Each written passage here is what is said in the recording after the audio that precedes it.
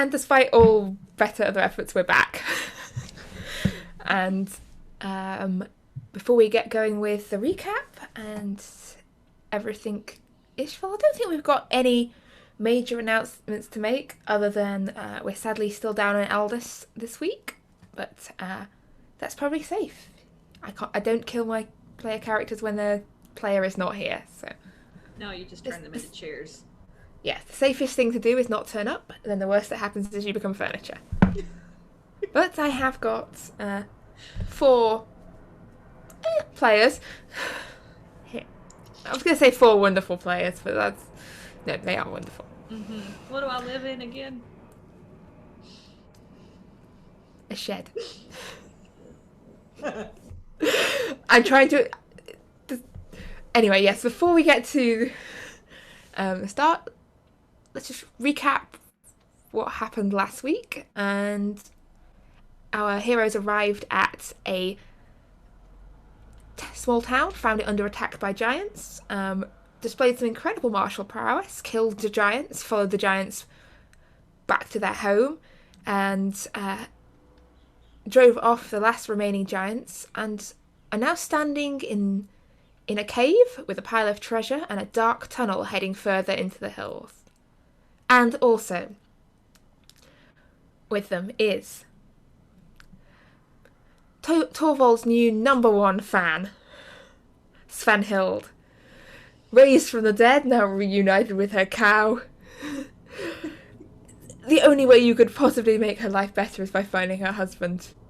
Or by not finding her husband.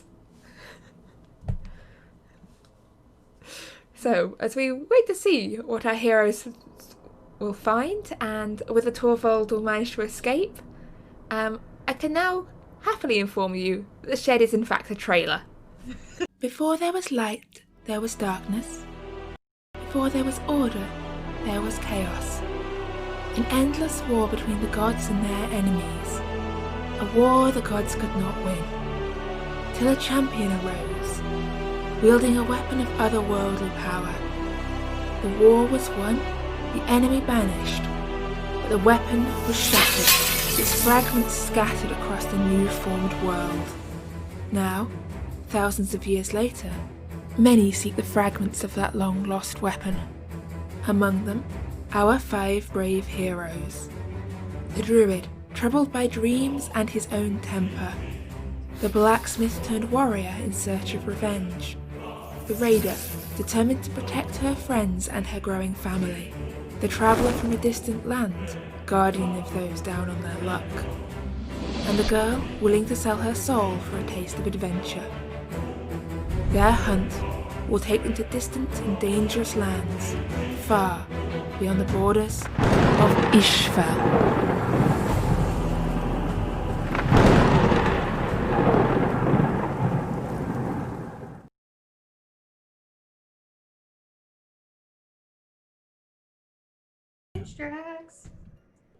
Okay.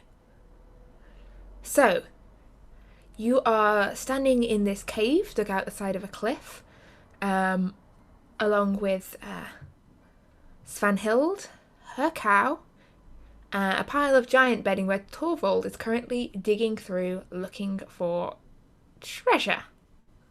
So, as we had left off last week, as Torvald was just looking what there was over there.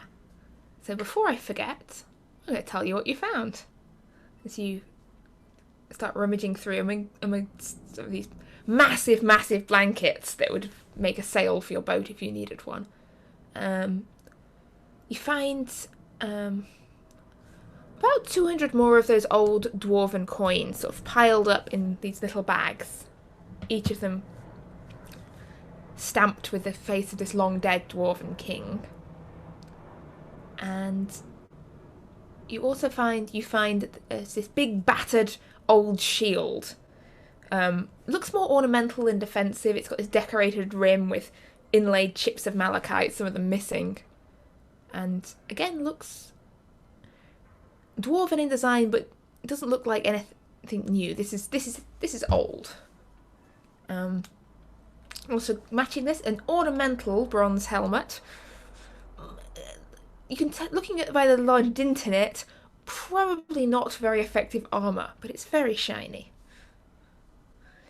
And a couple of bits of jewelry, little gold bracelet, a little tiny bone statuette, which shows a woman with a veiled face, dressed in long robes, carved out of some sort of bone. And finally, this large sealed jug with decorations carved around the outside of feasting and drinking dwarves, and sort of with these several different stoppers at the top of it. And that is everything that you find, Torvald.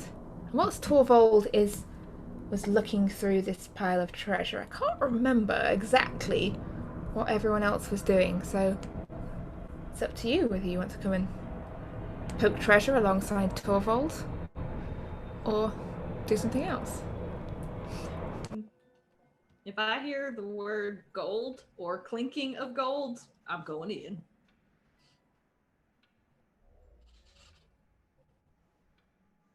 You're muted. There we go. Well, yeah, you'd probably hear or see him rummaging around, so you're diving in. This is just...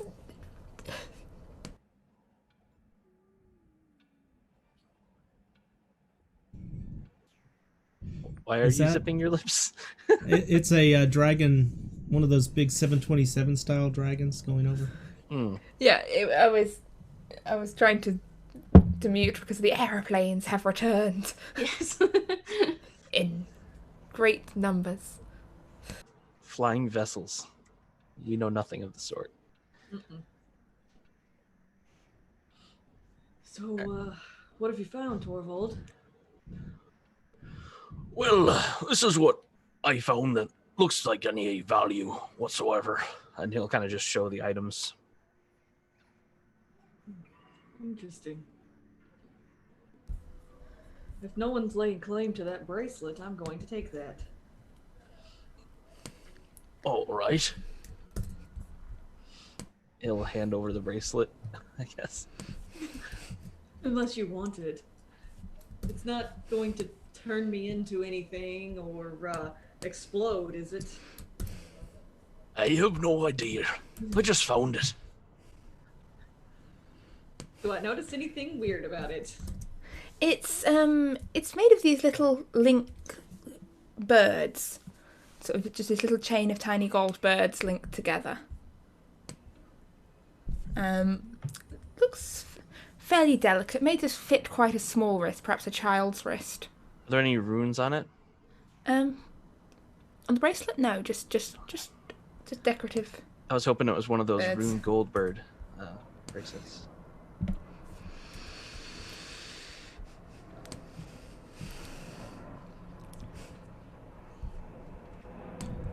I was originally going to say Adair is watching that hole in the back of the cave to make sure none of those brain-eating creatures come out, but now he's trying to find one so he can send it to Torvald.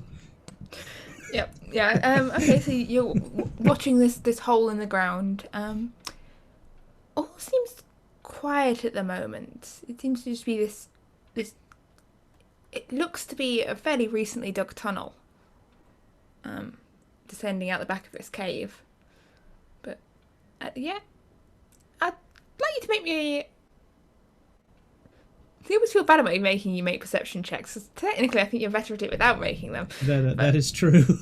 Make a perception check, and we'll take your passive if it doesn't beat your passive in this case. Cause... I don't think it's possible to beat my passive, and definitely it does not, as that would be a 9, and the passive is 19. So I'm better at ignoring things than looking at things. That's what I'm getting at. So It's like his spidey sense. It only works when he's not trying. There's sort of a cold breeze blowing from down there. You sense the hairs on the back of your neck sticking up, and you think you catch the snatch of a voice calling out from below. Calling something that sounds a little bit like, "Help!" I'm not sure I speak that language. I assume that wasn't in common, and it's something like maybe Dwarvish. It sounds like common. Oh, all right. Help.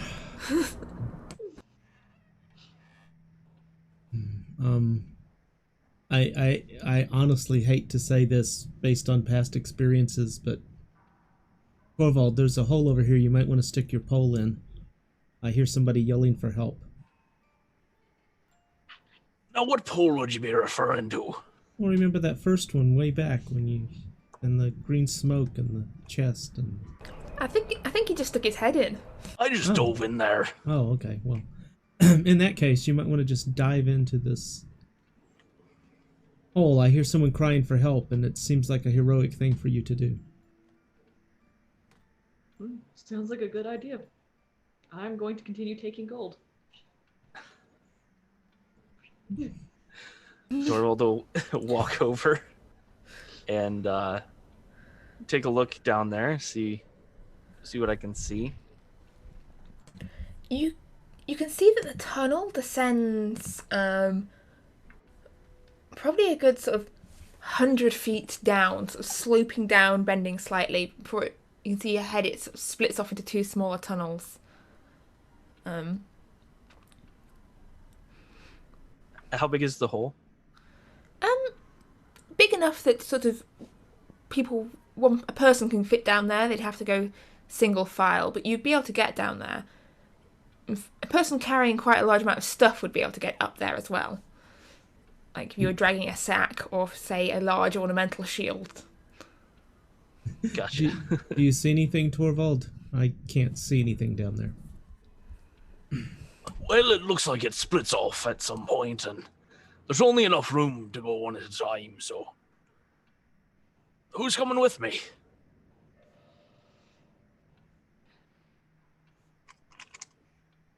Well, I either have to become something that can see in the dark, but I'm happy to go with you, but... I can go. Well, I assume we should all go, shouldn't we? Was anybody gonna stay and... Hi, can I go? cow? I'll go. You can look after my cow. I'll go with Torvald. Why don't you stay here and keep a lookout for us? But my husband might be down there. I should probably go and see if he's alright. The cow... Besides, I'll be fine. If I die, you can just bring me back again. If your husband was down there, wouldn't you have known? Well, he got kidnapped by giants. Um, And this is where the giants were, so... didn't we hear... Was Adair the only one to hear someone yelling, or have we all heard that at that point? Just Adair at this point. Okay.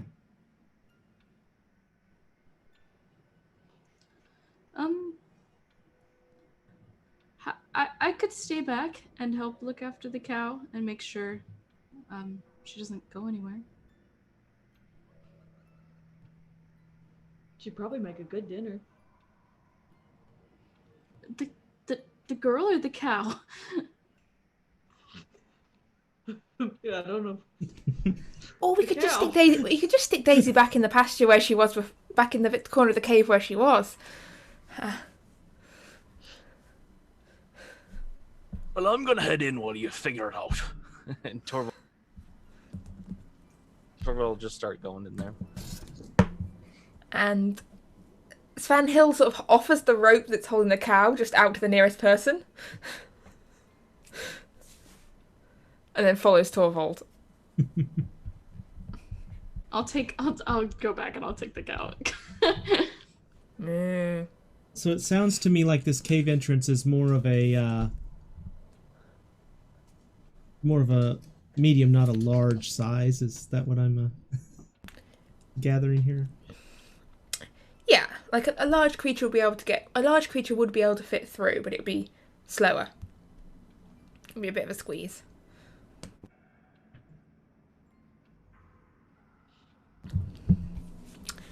Yeah, the cow doesn't look like it's particularly inclined to go anywhere. It's just sort of stood there.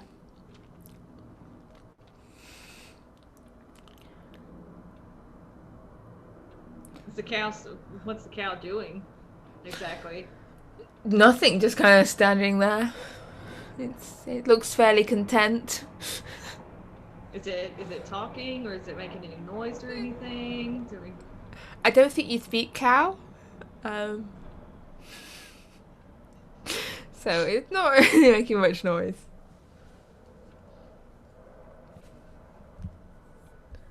But yeah, are any of you following after Torvald? Yeah, I'll follow after them. I don't trust that woman. Ira, are you going to stay up here or go with? I mean, how important is this cow? Should The we cow will be fine. I hear the voice from the sky say the cow will be fine. I will take the cow and I will put it in there and I will close the pen since I'm the one that let it out in the first place. How's that? Okay. The cow is fine. I just wasn't sure how much we were worried about this cow. we come back and the cow's gone. There's just a pile of bones. I'll cry. She's off to have adventures on her own. Like, that'll be one shot. no, turns out she was a druid the whole time. Like, Goodbye. she got temporarily lost. She had. Yes, I'll come with you all. Stay, cow, stay. I'll go forward. All right, and I will shift into a cave bear and follow along. Ooh. Is that just an ordinary bear, but you're now in a cave? No, it's actually a cave bear. But So an it's ordinary bear token would cave do made if that's out of what you're bear, worried or about. is it a cave made out of a bear, or is it bear made out of cave? Yes. Cool. So yeah, you're heading down this tunnel. Torvald in front, then Svanhild, Krasara, then Ira and the bear. And it fits just barely. Just barely. Barely. But it's just squeezed your way down this tunnel. Well, if it's not a squeeze for the rest of you, it's just a squeeze for the bear. And you reach the point where this tunnel branches out. You can hear. It feels sort of the air is cold and slightly, not quite damp, but it's just something off about the air down here. Like this, there shouldn't be a breeze, but there is one. As you reach this branch in the tunnel, just give me 1 sec. And you can see a little further along from this branch in the tunnel, is it seems to open out into a room, and you can see how so the naturally tunneled walls give way to what looks to be some form of man-made, or perhaps not man-made, but humanoid-made structure, this room ahead of you. It's old and it's crumbling. You can see that there's roots have broken their way through the stone walls, and splintered bits of rock here and there on the floor, and also some rather large and conspicuous puddles of blood. Not And concerning at all. It's always a good sign. a staircase leading further down into darkness. Well, it looks like the crumbled remains of some form of altar, but it's like long ago fallen in. And off to one side, you can see a pile of sort of sacks and debris that have been formed up to almost make this almost like barricade in front of a doorway.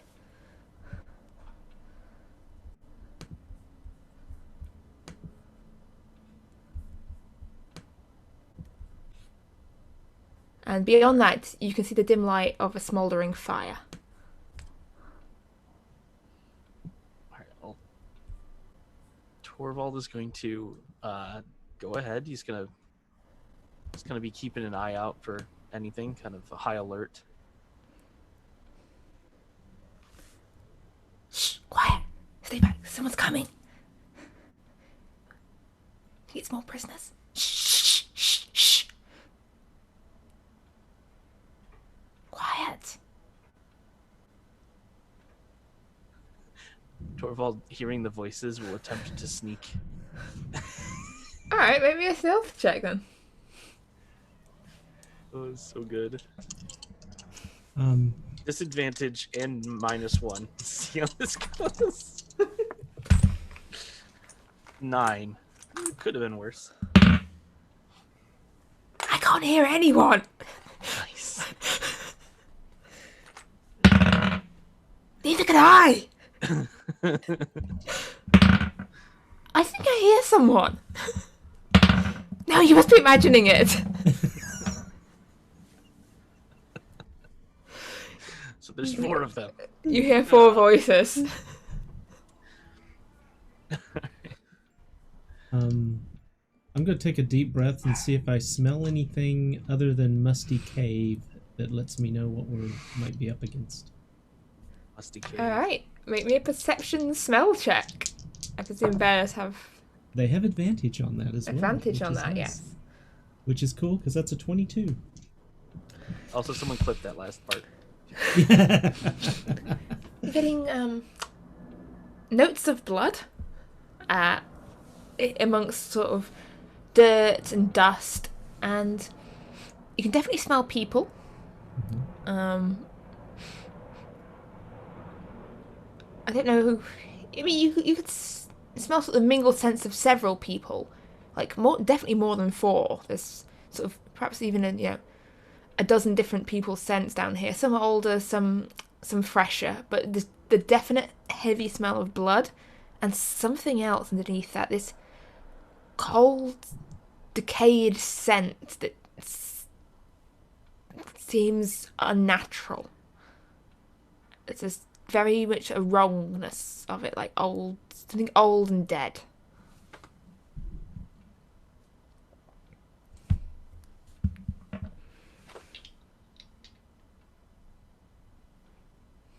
Sorry, I can't tell any of you that, and I'm not going to try Yeah, and I draw. We're waiting for the bear to relay the What's information. Timmy stuck in the well? What a terror. It's nothing surprising enough for me to go or anything. So. Okay, so Roll, was that roll. behind Torvald's future wife? Or was I next to his girlfriend? You were behind Svanhild, but she's sort of at the branching in the corridors. At this point, it's easy to get past her because the corridor's widened out. Okay, I would go past her and... Torvald, do you see anything? Do I see anything? You can see this large chamber ahead of you. You can just make out the glow of a fire coming from your left through the open door.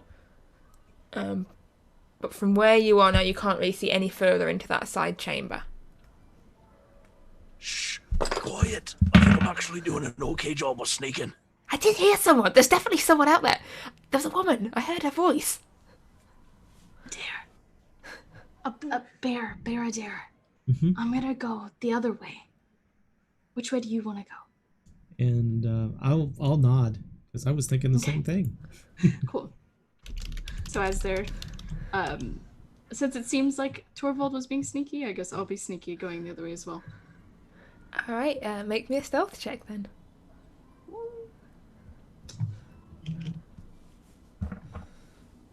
At disadvantage. 7. We're the least sneaky group ever. I keep hearing people. It's okay, because when we're found, they can't hit us. You hear someone else go, I honestly don't know what you're talking about. I can't hear anything. If I hear them saying that they hear somebody, I'm going to make a couple of animal noises. Not loud roars, just something to say, oh no, it's just an animal out Oh god. there." What was that? I heard that. Was that? Can you demonstrate those sounds for us so we know what sounds you're making? That was my impression of a jet. There you go. All right. Spot on. Everyone get behind me. I heard a bear. I heard a bear. That was definitely a bear. I know what a bear sounds like. Yeah. You guys get behind me. I can't control the bear token. Sorry. But I was going to be over here by Ira, so hopefully they would hear the sound I will give coming you the from... bear. Hopefully they would hear the sound from over here. It's now your bear. Thank you very much. So I would try to be directing it over this way, over here. So that would be my goal. Oh, that's amazing. If you pick up the token and then right click, like you left click and then right click, it shows you how far you're cool. moving it. That is pretty cool. I just did that on accident. That is really cool. It's good, but you have to make sure that you're zoomed out, because if you're like zoomed in, you'll grab the map and move it, and it just turns into a headache. And then if you shift right click while still holding left click, it lets you do like a path. That's amazing. All right, sorry. Isfjell brings you the Roll20 advice guide. We're all Welcome to sorcerers Roll20 now. advanced features. We're all learning. Like, we've been playing this almost a year, and I keep discovering new things Roll20 does that, like, So cool. I hadn't considered. But right, you stay there. I'm gonna go investigate.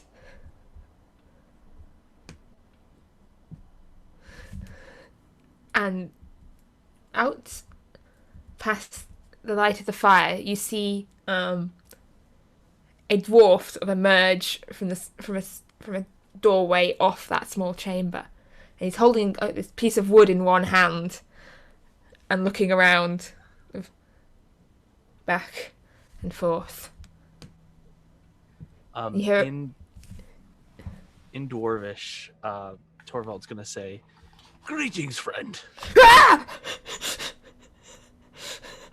Oh, God. Are you Who are you? alright? The name's Torvald. There's a bear down here somewhere. Aye, that's my friend the bear. You're friends with a bear? Aye. Well, all right.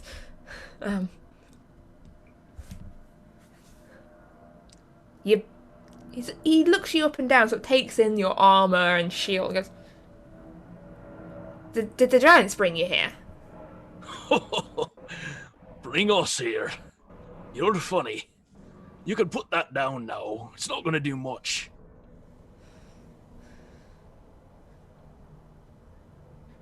So if the giants didn't bring you here, what are you doing here? Well, we've slain the dragons. Or giants. Dragons were the last time. Sorry. Got confused. Wait, there's dragons now as well? Well, in our past, but not recently. Well, except the one that was flying through the sky, but that's beside the point. You'll be alright. We're here now. We? You and your bear? I and my other friends.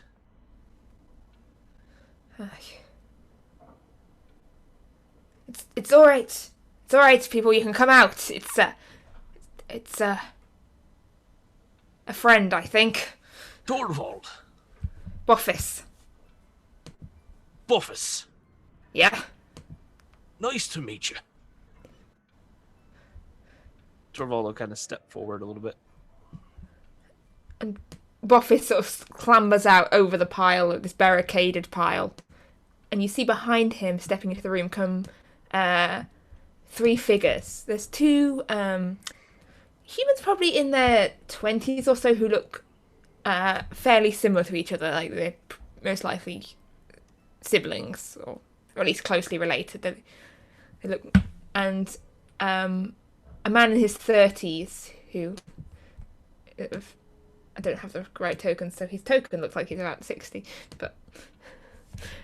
a man in his 30s. They're all sort of wearing sort of the same rough clothing you saw the people of Raven's Rest wearing, apart from Buffus, who looks a bit sort of smarter dressed. His clothes definitely look a lot more expensive.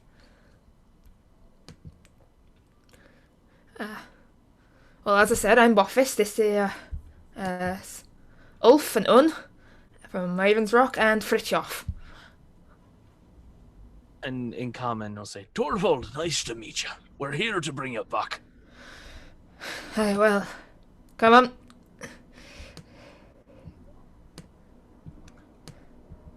No, there doesn't happen to be anything else down here, is there? And you see him glance sort of down out into the darkness where the You mean you've not killed that too? What's down there? I don't rightly know what it is. To be honest, it's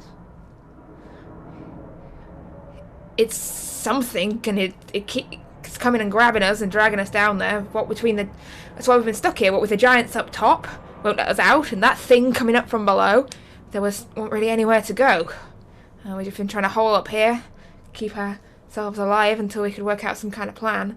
But yeah, I don't know what it is. We've heard it moving around, scraping around in the dark, but none of us have seen it and lived to tell a tale, at least.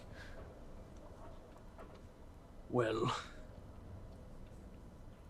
that sounds pretty ominous, but we've faced worse, I'm sure. Wait, why would you face it? Like, we're going, right? Well, you can go back to town if you'd like, but Can there's we been please quite go? a bit of treasure, and I'm keen on finding more. Well, I think I've had my fill of treasure hunting for now. And the man in the 30s chimes up. I'd quite like to go back to town. Need to check, make sure my wife's all right. She'll be awfully worried. What's your wife's name? It's Van Hild. Oh, thank God.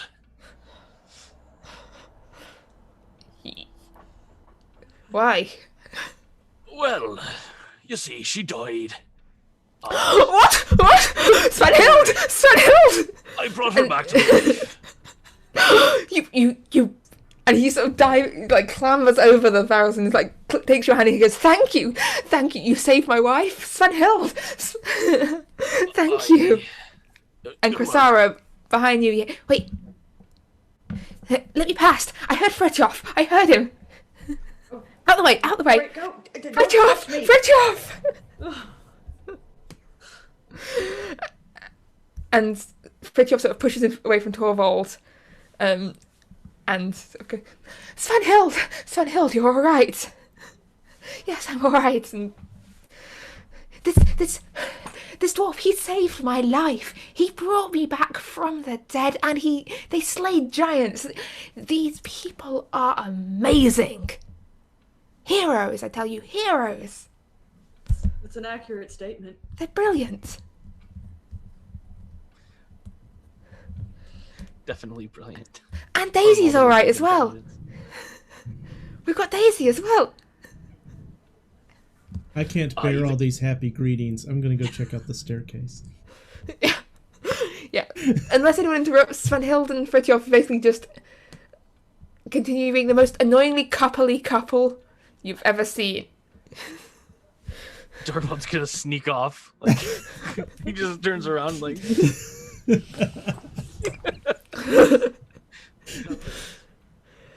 And Boffis just shakes his head and goes, I feel like every three words I've heard in the last few days have been Sven Hild. I know how you feel. One thing before you haven't seen my cousin anywhere, have you? Tackling, annoying git, shiny sword, no common sense. Aye, we found him. Trust that idiot to be alive. He's a born coward, he is. I wouldn't say coward, maybe something more severe. He's run away from everything. We've crossed our path since we left Telephone. He asked us to help him run away. Wasn't he the naked one? Aye, the very same. Forgot about that. Well, I didn't. She never forgets about a naked NPC. but I probably better go and make sure he hasn't got any more trouble. Well, if you're going to go face off against that thing, is it safe up top, or are there still giants about? Well, one of them was left alive, but I don't think he's gonna come back. Right, well, you think it's safe for us to head back to Raven's Rest, or would we be better waiting for you guys to come up from below? Well, it's your life. It's up to you. Well, I was more thinking about all these dragons you keep mentioning, and I don't suppose you have to worry about a dragon, but there's a chance that the giant comes back. But we'll wait for you. How about that? all right, that's fine with me. Because, we ain't got any armor or weapons or anything, and, Well, you got that stick. Hey, look. Well, the best I had. I'm no warrior, I'm a explorer, and, well, would-be explorer. It's turned out to be a bit of a washout, to be honest. In my experience, if you're an explorer and you're not a warrior, you're probably dead. Well, we had warriors with us, and they're the dead ones now, so, Aye. Oh, well, hopefully be seeing you again in not too long. If you don't come up in a couple of hours, we'll assume that thing got you and take the risk of going back to town on our own. Fair enough.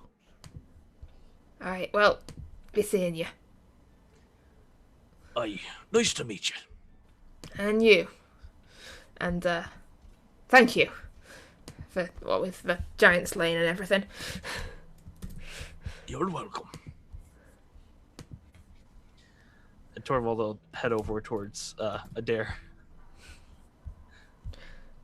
Alright, so you're facing this staircase descending down into darkness below. Chrysara and Ira, you say you were... Ira, you said you were joining the bear. Yes. Adair bear. Adair the bear at the stairs, yeah. So, as Adair the bear descends the stair, with care, He's very aware. Into the lid. now, best beware. Don't stare. It's alright, I don't care. To be fair, I'm going there. You find this staircase descends and then sort of turns a corner into this corridor. It's quite a squeeze for the bear. I'm not half the bear I used to be. And ahead of you, you can see this this old wooden door, half hanging off its hinges, like blocking the way ahead. But it looks like someone or something has long ago kicked down or broken down this door. It's just hanging loosely. Well, I'd like to fix that problem. I'm going to knock it down the rest of the way, because, that's what Chrysara would do, and I feel that I should... Alright, you knock it down the rest of the way. And reveal areas. Please work. Can't tell if I hid that or revealed that. Can you see any of the map? All I see is the bear and an L-shaped... Aha! Oh, now I see more. Yes. Alright. So right about here? Is that... Whatever. Somewhere in that zone, somewhere in that location is a bear. If you hold Alt when you put it down, Yeah, it doesn't I have to know, I line can- up with the squares. It doesn't matter. It's not going to fit anyway. and that's our second tip for Roll20 for the day. No, I had the right part visible on the bear. Okay, Yeah. there we go. There you go. It's just like, yeah, so you I'm can here see to it intimidate. opens out into this square room. Across from you, you can see another wooden door, sort of matching the one that you've just finished breaking through, but this one is intact and still in its frame. In the centre of the room, there's this almost looks like it would be a fountain, but this pool of rather stagnant-looking water with this sort of ornamental stone carving rising up out of it, carved all No tentacles? over. No tentacles? No people tentacles. standing around? Okay, good. No, it's just carved in the shape of a dwarf with a bird perched on each shoulder. the floor in here is splattered with blood. Across the other side of the room, on the left-hand side from where you come in, you can see this big double set of stone doors. And running up either side of this room on the walls are rather faded-looking paintings on the stone that appear to depict large monsters striding across the land and rising from the sea. There's sort of giants striding and crushing forests beneath their feet. Great tentacled beasts rising from the oceans. You get some tentacles in there somewhere. And sort of, huge dragons sort of swallowing up entire islands.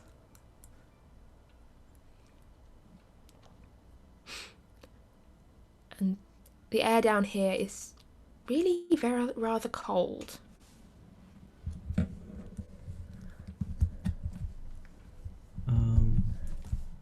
Since I'm blocking the doorway, I guess I'll move into the room. You can see that. None of the others can see that. You can just see the bear's butt. Yeah. You're looking at my bear at... Okay, anyway. I'm going... you say there's a wood door that's firmly on its hinges, huh? I can solve that problem. But first... Yeah. I'm going to come over here and sniff at the door and see if I smell anything possibly from the other side. Make me a perception check, please. My most powerful gift, my nose. That will be a 21 this time. A 21.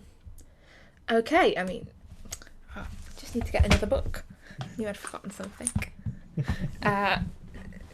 So you sniff at the air, and you get the scent of cold, stagnant water, sort of from the fountain. Blood, both old blood and fresh blood.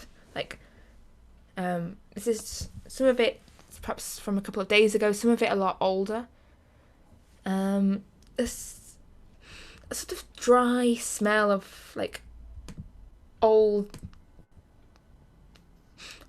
like sealed up places underground, and again that sort of cold, strange smell, like decay but not decay, sort of something. Is it coming from behind dead. Is it coming from the room or the door behind the door, or? There's a trace of it all around you. It's stronger in the room you're in than the air you're getting through the door. And just one moment. Okay, quick. While she's We're in gone. charge. Okay. No, she's back. Okay, so remember the plan. Okay, so yes. Okay, Yep. we can totally do this. Oh, don't worry. Okay, she's And don't I worry, won't Torvald, forget, she'll okay. never know you're going to do it. Shh. He's back. Oh shit. Okay. Okay. So So make it look like we're doing a plan. So you're gonna go over here, yes, and then I'll probably go over here. we're gonna make everything look like an accident. Yeah. Okay. Okay. Collateral. Yep. Okay. Welcome back, Tiz. Thank you Hi. for joining us. Hey, what's going on? I realised I needed some other books. Oh, nice. We were just talking about how much we realized love needed it. some other books. when Yeah. you we- open the book. Yeah. You wouldn't happen to start with an M and end in Onster manual or anything like that? No, I had that one. I think this is more tome of death kind of thing. And I just spoke hot Starts coffee with a all over T, myself. ends in Ohm of Foes. Yeah. Adair, I just realized you're wearing a green shirt. Oh. He Hey. always wears a green shirt. Every Hey, time. who are you? I have been wearing a green shirt since our first whatever experimental game or whatever you call it. So Maybe that The coffee drew my attention. yeah, maybe me too. the NPC is a little Freudian thing. I don't know. Anyway, moving swiftly on. Please. Yeah, so Adair, you can smell all these things, but again, you can't really communicate them. What are the rest of you doing? Before I go down the stairs, I want to investigate that creepy little thing in the center of the room, in the center of the wall. Hey, my name's Torvald. Thank you. Well, Ah, yes, the old Other altar. thing. The old altar. So you can see it's this. It does look to be very clearly this stone altar. It's got some very faded and chipped carvings around it in Dwarvish, but they've faded pretty much to the point of complete unreadability. What you can make out in the carvings are the repeated motifs of birds and also the crescent moon. And make me a religion check, please, actually, because you probably...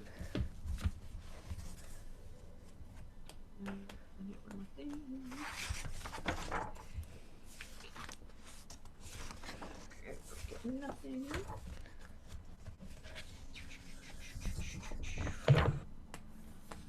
That's a 14.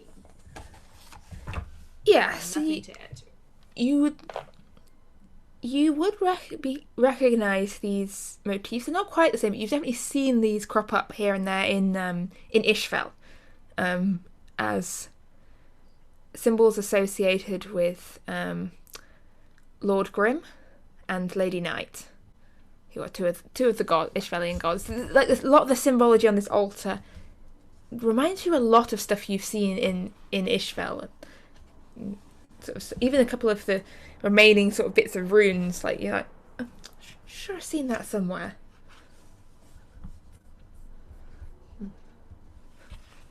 Interesting.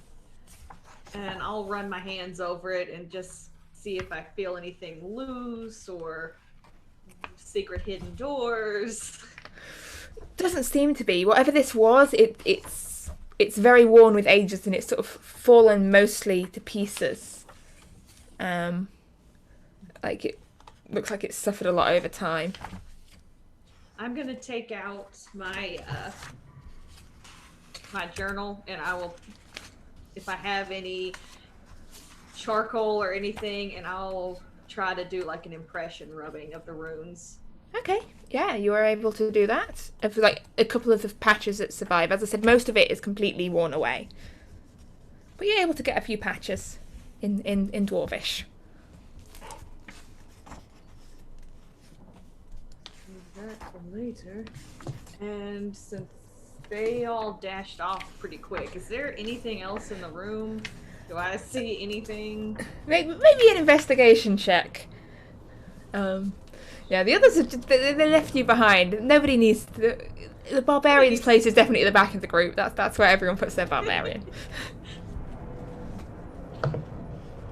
We were told where the bad stuff came from. What else are we going to do? No. See, the fun stuff is when Chrysaris by herself, because that's a 16.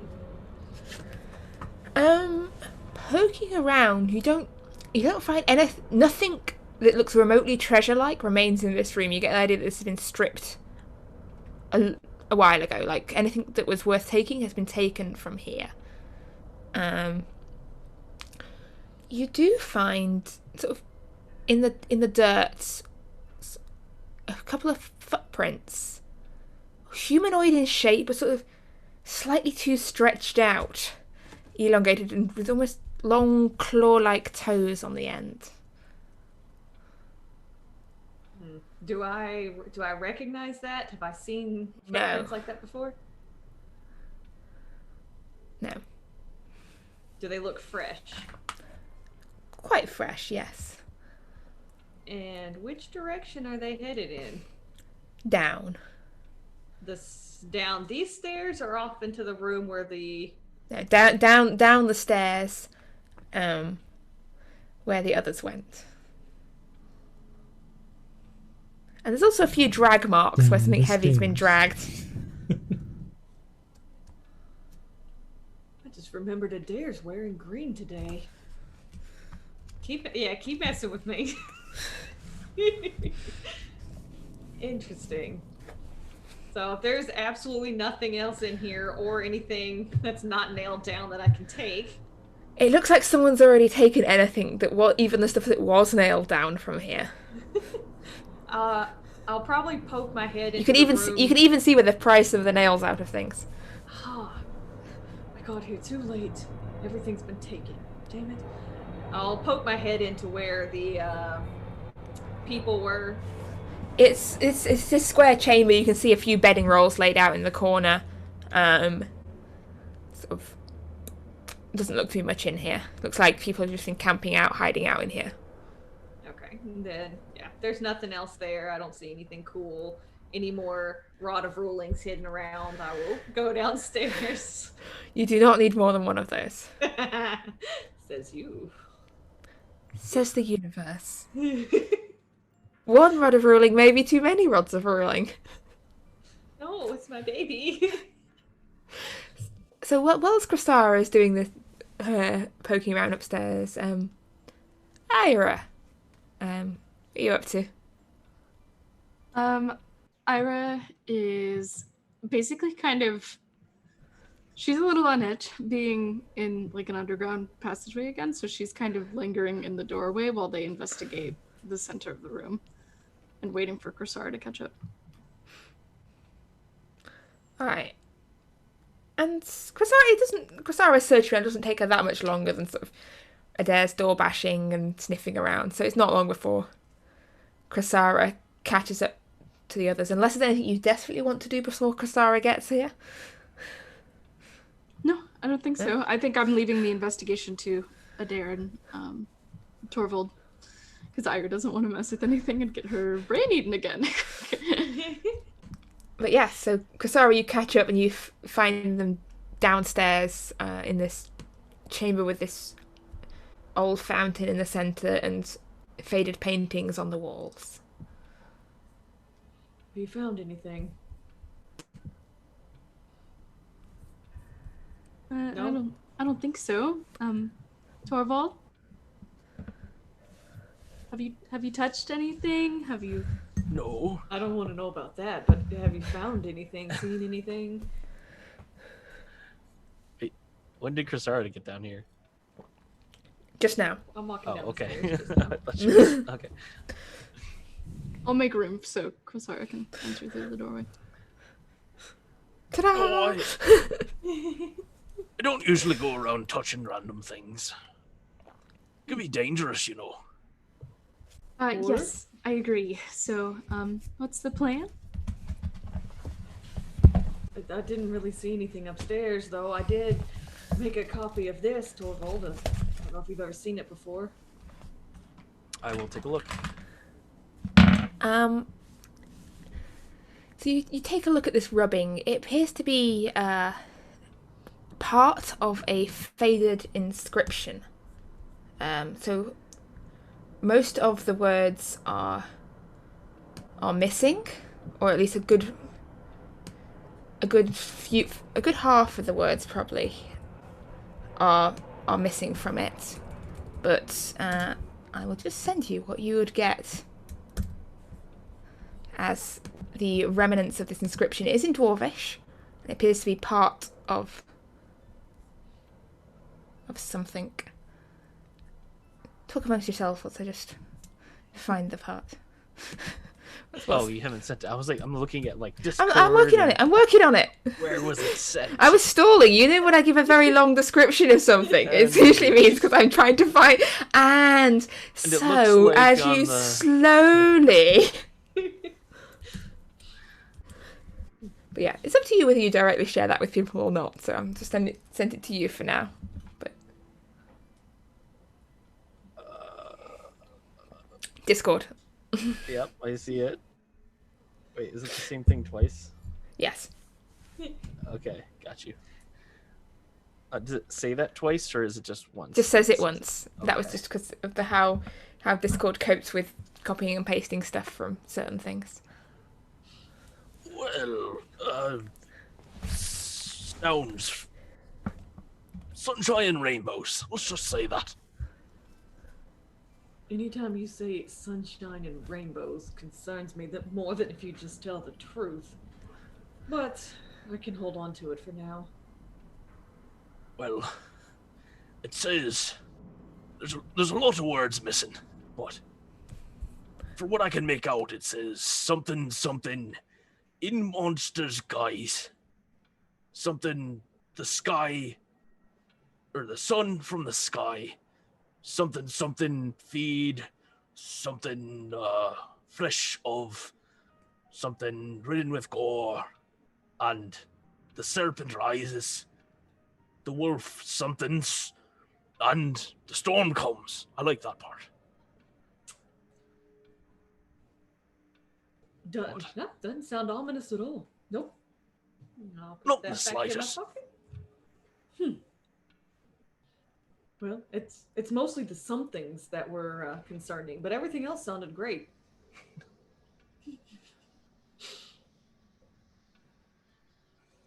I'm not sure what to make of it, but what do you think of Bear?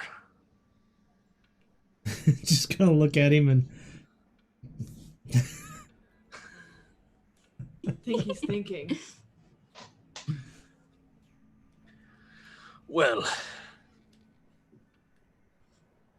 which door? The wood one or the stone one? Both.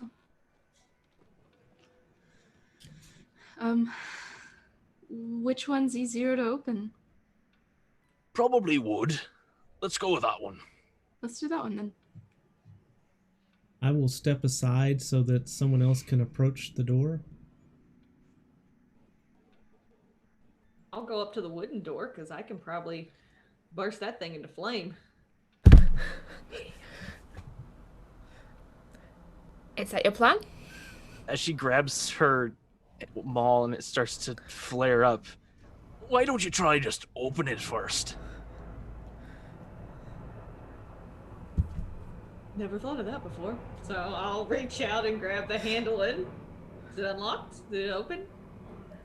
It you pull it for a second. For a moment, you think it is locked, and then you just realise it's just stuck a bit because it's an old door. So after giving it a quick yank, the door swings open, and you can see another stone chamber beyond. This one appears to have some sort of large hearth set into the wall, and beyond that, you can see a staircase that reaches down further into darkness.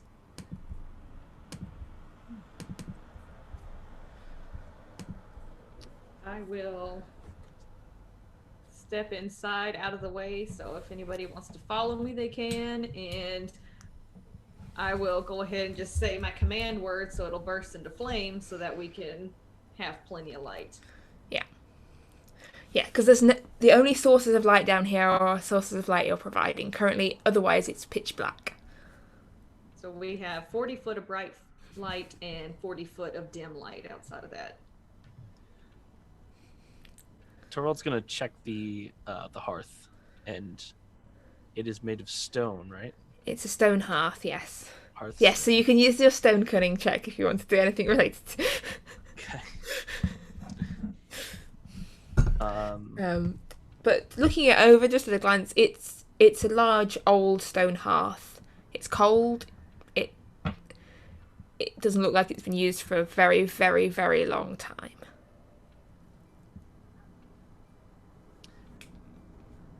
All right. Am I doing a check on it, or is it not? It's a hearth. It's just the old hearth? Save your stone cunning for I mean, more interesting things.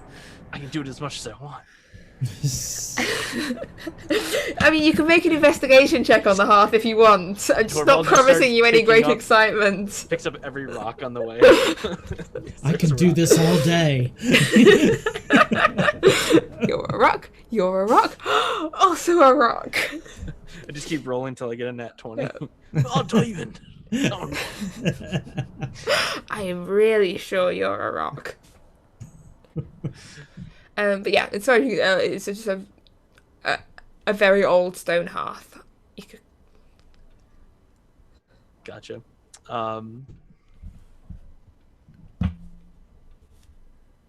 why don't you? Is there like material in there, or? No. Okay. I'll go on ahead and you'll follow me.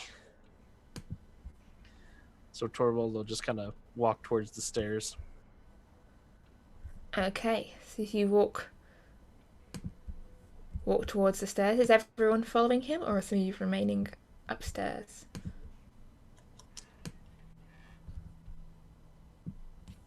How tall are the ceilings in here?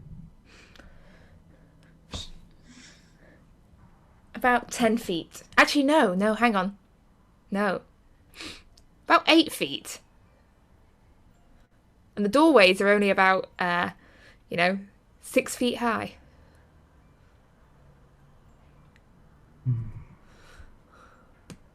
Less in places. Well, I think I'll go in the back at this point. Keeping guard over Ira. That's what I'm doing. Yeah. Thank you. Thank you.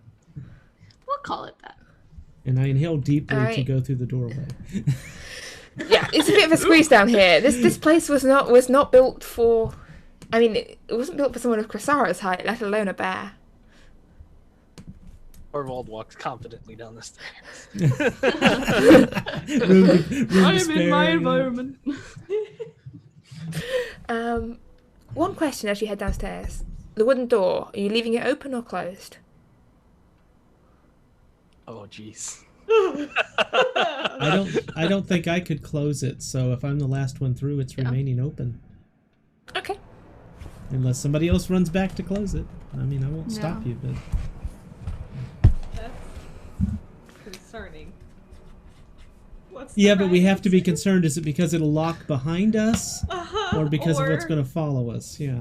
Uh-huh. Can we set a trap? You can try to if you'd like to.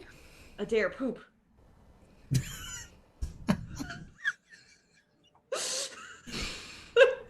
It always comes back to that with you, doesn't it? We're crossing a lot of lines today. I don't know what's happened to you. Is this? I feel we need. I think we're missing like the mature, sensible need- party member. We need a mama. Yes.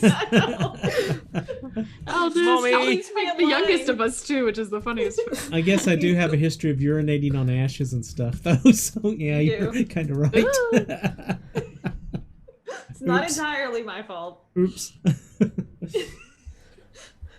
but a trap, a string, something, just in case. Would you like me to change the title of the session to that? Because I think it fits. You could go for it. Go for it. I don't think we're allowed. I'm not sure if we're allowed to put that in the title anyway. True. But yeah. So, did you say you're trying to leave some kind of trap, or are you just heading onwards? I mean, I'm stuck behind Torvald, and the bear, so I can't. But slightly concerned, but I just keep going. All right. So the stairs lead downwards and curve round, and you find yourself in another small stone room. There are 2 doors leading off it, but most notably there are 2 skeletons lying on the floor, one slumped up against the wall and the other sort of sprawled in the centre of the room. The one in the centre of the room, it has like a shield a short distance from one hand and this rusted armour, but you can make out bones beneath. Torvald will kind of like, as he comes. Wait, which side is it? Is it where Yeah, the bear is? Yeah, you came down where the bear is. The bear's blocking the stairs.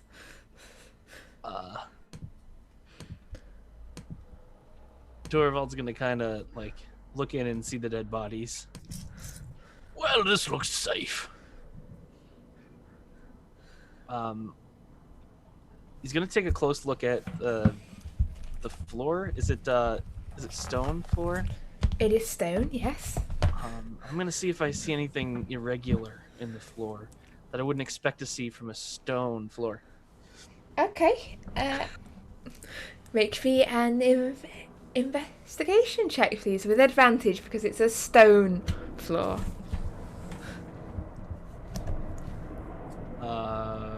9, unless I am proficient in it. I don't know how it works with stone cunning. I don't know if you automatically get proficiency. It gives you double your proficiency on the roll. Okay, so it's double proficiency, not advantage. So Yes. you got double proficiency on it then. Okay, I'll roll again then? Just one die? Or do you want, You just do you want to give add, me advantage and double proficiency? just take the first thing you rolled, and I rolled them both at the same time. it's fine. Just pick whichever one you like best. Okay, advantage. 16. It is a fairly ordinary looking stone floor. Okay. Doesn't seem to have any trick tiles, no holes for spikes to come out of.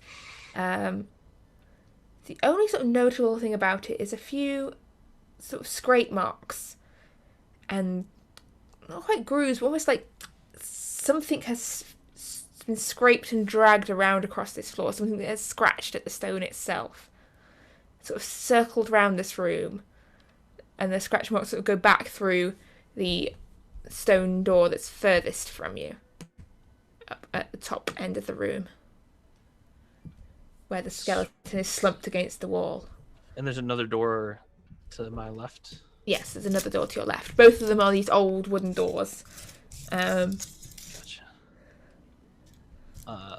I guess I'll take another step forward very cautiously. Floor doesn't do anything. I'll take a look at the armor and the shield and see if there's anything usable there. It's rusted. It doesn't look to be anything particularly special armor-wise. It's, probably would be full plate armor, but very rusted old full plate armor. You probably, if you put some time in it, could salvage some bits of usable metal from it, but it's definitely a long way from something you could just pick up and wear, especially because it looks to be human-sized rather than dwarf-sized. Gotcha. The shield would be more usable, but probably a downgrade from the shield you've currently got. I would imagine I made it. Definitely a downgrade from your, of course, wonderful shield. If Torvald thinks that he could reasonably repurpose the armor and maybe augment his own to make it stronger with it, he would grab it and put it in the bag of holding. I mean, you can fit most of it through the entrance of the bag of holding. The shield definitely won't fit. The breastplate probably wouldn't really fit in either. But you can get some of the bits into the bag of holding. You're kind of limited to how big the opening of the bag of holding is. All right, so I'll take some of that stuff. Assorted pieces of rusted old armor. Sounds good. Well, I think it's safe-ish here. He'll go take a look at the other body as he does that. The other one doesn't appear to have armor. You can see a few ragged strips of cloth. Others seem to have been eaten away by insects, perhaps over the years. But there's a few cloth rags still remaining. Don't look like they were wearing armor. You can see a slightly rusted dagger sort of clutched in bony fingers. Gotcha. Are you coming, or am I just doing this myself? I'm following you. I've got the light. The light is this burning hammer you're holding. Is it a maul? I suppose it's a maul. It's a maul, not a hammer. I keep calling it a hammer. And Torvald will take a look at the door that doesn't have the scratch marks leading to it. yeah, it's a door. It's a door, and he will attempt to open it. As you open up the door, behind it you see a small square room with stone shelves running up either side, and on these stone shelves you can see clay jars, many of them broken, none of them included on the map. These clay jars on stone shelves on the walls. I will move one of the chrysaras out of the darkness and onto the map. Okay.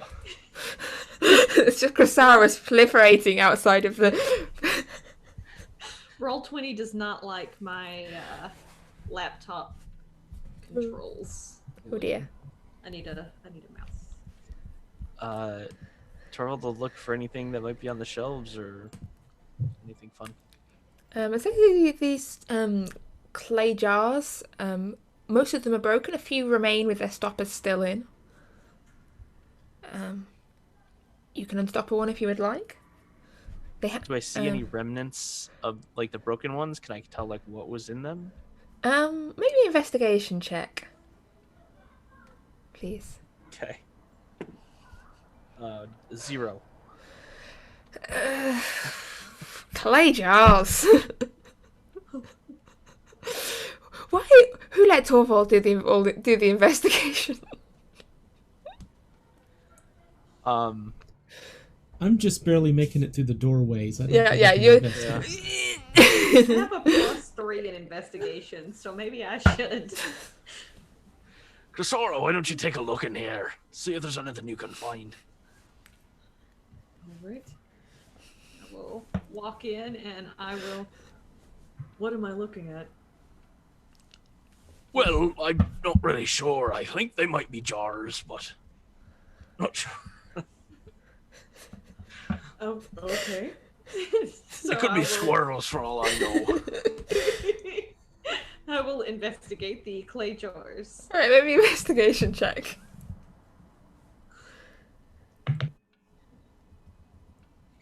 That's not great. That's an 11.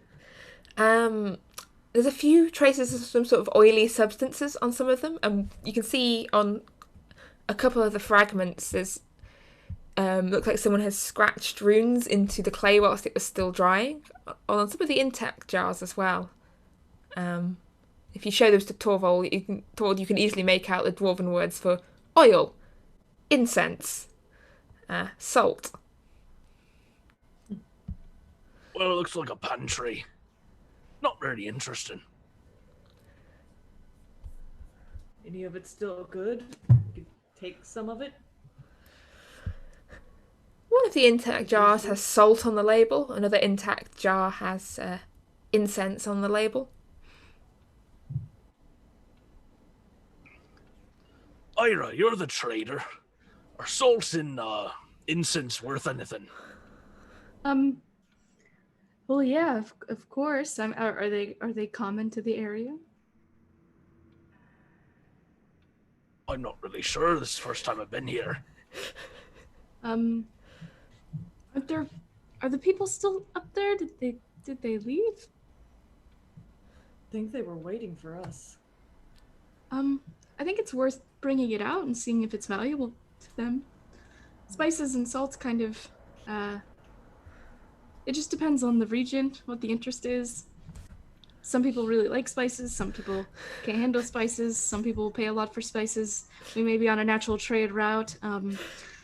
Salts can be used for preservation, but perhaps they eat their food quick enough to be preservation. It's also cold in this area. I heard a dice, I'll stop. No, that was just me testing if Roll20s, if D20s still work. No. It's for no particular reason. Carry on. Well, we should probably at least take the salt. It can be really useful. Fine by Yeah. me. Yeah, Ira, you would know that both salt and incense can be pretty valuable resources. You're not quite sure how old this salt and incense is. I mean, salt keeps for a very long time, but if it doesn't get damp. Is there, for the incense, is there any description of what type of incense it may be? It may be used in, I mean, for salt and incense, I assume this could be a ritual area. I'll pick up the oil or the incense and look at it. Is there anything else on it? No, it is a jar that says incense in Dwarvish on it. I think open it Aldous and at least smell may it. be interested in it for sacrifices in the future. What does it smell like? Not very much, really.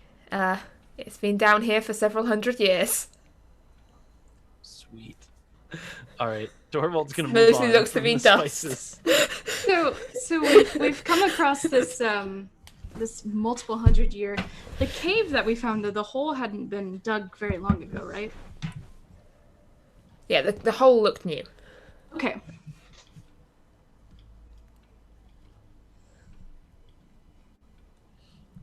Dorvald's gonna check the map quick that they got from the naked dwarf, and see if this is anything mentioned on there. That is a map of somewhere else. Okay. So yeah, that is a map of this large dwarven city further south and west. Gotcha. He'll mute himself and then try to talk. He'll put it away and then walk over towards the other door and kind of just hold there for a second until everyone's done doing what they're doing. Yeah, I mean, I'll if there's nothing else in here, It's a cupboard. then I'll follow. All right, well, there's scratch marks here, so there might be something nasty on the other side.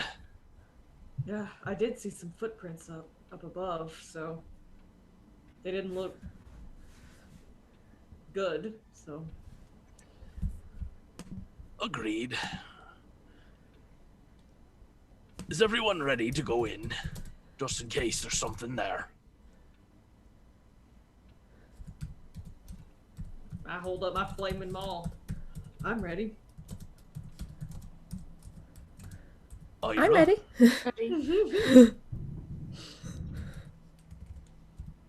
All right. Torvald will go to open the door.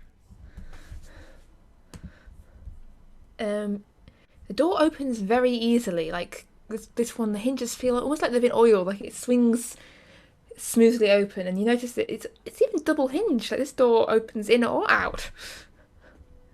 I have options. Fine craftsmanship. I will open it towards me. So Alright, nothing can hide behind it.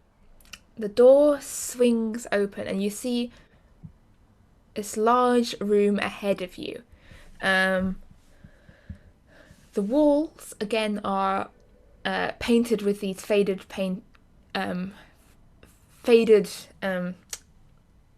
forgot, almost like frescoes, but not quite frescoes. The ones in this room seem to depict some massive battle going on between huge monster-like creatures and it's a mixture of dwarves and men, sort of armed with shields and swords. There are columns ringing the central portion of the room, which has been rather nicely tiled. And sitting on it are two statues, each depicting a coiled stone snake.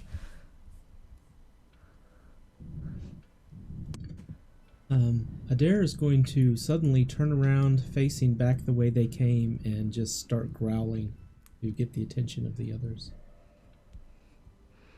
What is it, Adair? And What is it, boy? start doing all these stupid hand gestures. Just Somebody Did you hurt yourself? Is there something wrong with you? You don't want to go in there. You're afraid of snakes. I'm and pretty sure they're just stone. Maybe you should have been a Again. honey badger. again going to point back the direction that we came. Well, I just saw the snake move, so. Yes, out of the corner of their eye, you look back at the snakes after having looked at it there, and you swear that was pointing slightly further the other direction last time you looked. I think they're staring at me. It kind of looks like a board game, to be honest. What's a board game? Oh, you know what a board Aren't game games is. supposed to be fun? No, like on a board. You know when you paint. and then you just move chips around like checkers. Oh, like dragon chess. Aye. Yes. Maybe that's what's going on. Maybe. I'm gonna feel around in my pockets and see if I have, I don't know, a rock, a piece of chalk, something, anything insignificant. You better hurry, because these yeah, statues are coming towards me. Yeah, you could easily got a rock in your pocket. Okay, I'm gonna lean over, and that far one over there, I'm just gonna go dink, and throw whatever it is I have, a rock, and see what happens. So as the rock tinks off the statue, and you watch as the head of the statue just goes Okay, well, around, and then sort of starts to uncoil off its podium. And This the doesn't two look eyes like in a it board just game anymore. light sort of flaring up into the eyes of both these snakes now, as they light up with this rather unwelcoming red glow. They're And made of stone, right? I could tell. They're made of stone, and I think at this point, I think it might be appropriate for me to ask you just please just give me a little initiative roll. I mean, we could still just leave. Oh yeah, you can. I'd like to leave. 6. I rolled the 6. Why do we keep finding evil hidden tombs? Because you're playing D&D. That's the point. Partially because we keep going down the damn dark stairways into the I mean, smelly places of death. I like the dragon part much more than the dungeon part. like The dungeons dark can be stairs where you lead find the down. dragons. Dark stairs lead deeper. People upstairs going, horrible monster came from down there. Should you leave? No, there might be treasure. I see this as a tavern conversation where we're sitting there and Iris finally takes a drink and looks up and goes, "Why the hell do we keep running into all this?" Every time. I've had my brain eaten. Why can't this be a normal field trip? I mean, Yes, I when you got met, a 4. I mean, you met archaeologists and they were in a dark, horrible tomb, so maybe this is a normal field trip. Here's hoping. But Cressara, as you've thrown your rock, and as it tinks off the statue, and as the statue starts to move menacingly, you're first, Adair is next. What would you like to do, Cressara? Okay, so that Actually, was I tell a lie, really- Adair's not next. The snakes are next. That was really creepy and concerning. So I can either run in and smash it with a hammer, or we can leave. What are we doing? I say we fight. Go! All right, let's go. Let's do this. All right. Since my bonus action has already been used before the fight, because my maul is already lit, so I am going to rage. And I am going to squeeze past Torvald and run at it with my maul. I use Adair's paw to face palm because my own hand isn't big enough.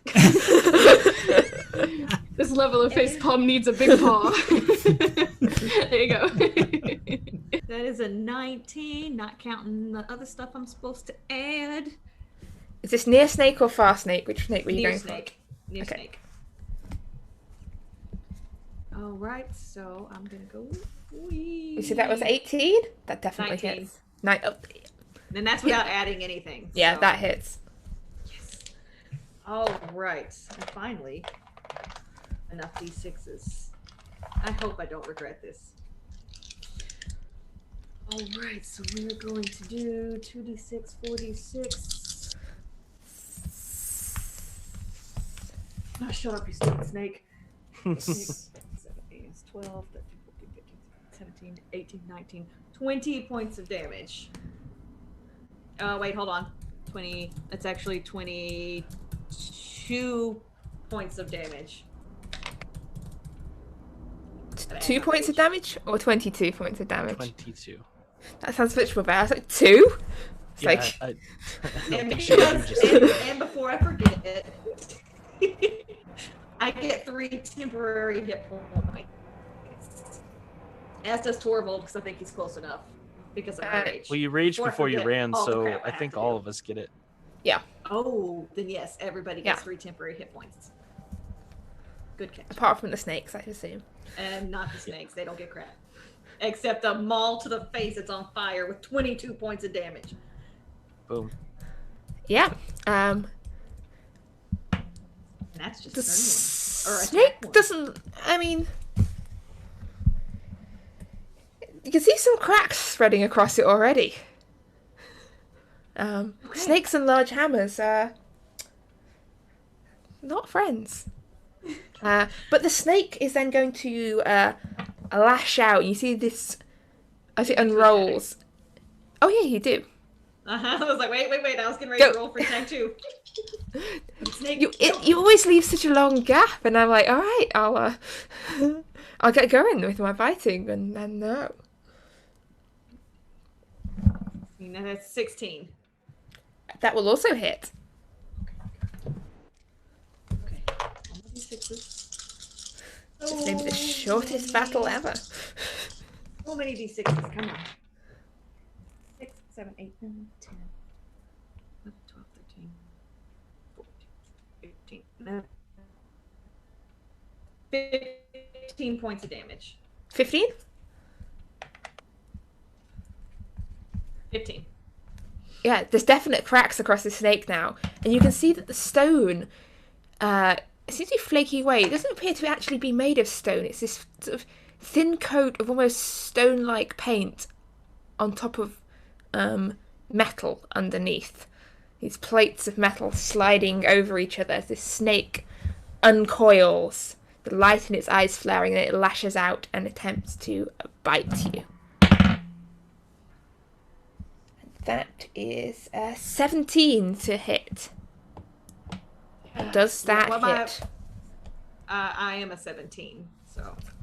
That, in case it will hit. I need you to make me a Constitution saving throw, please. Oh, sure. Sure. Might get a +2. Are you within 10? No. I'm not sure if he needs it on a con save. No, because that's a 21. So you take 9 points of piercing damage as these And halved. iron fangs halved. Because I have resistance to piercing damage while I'm raging. Yes. You take 4 points of piercing damage as the snake lightly tickles you.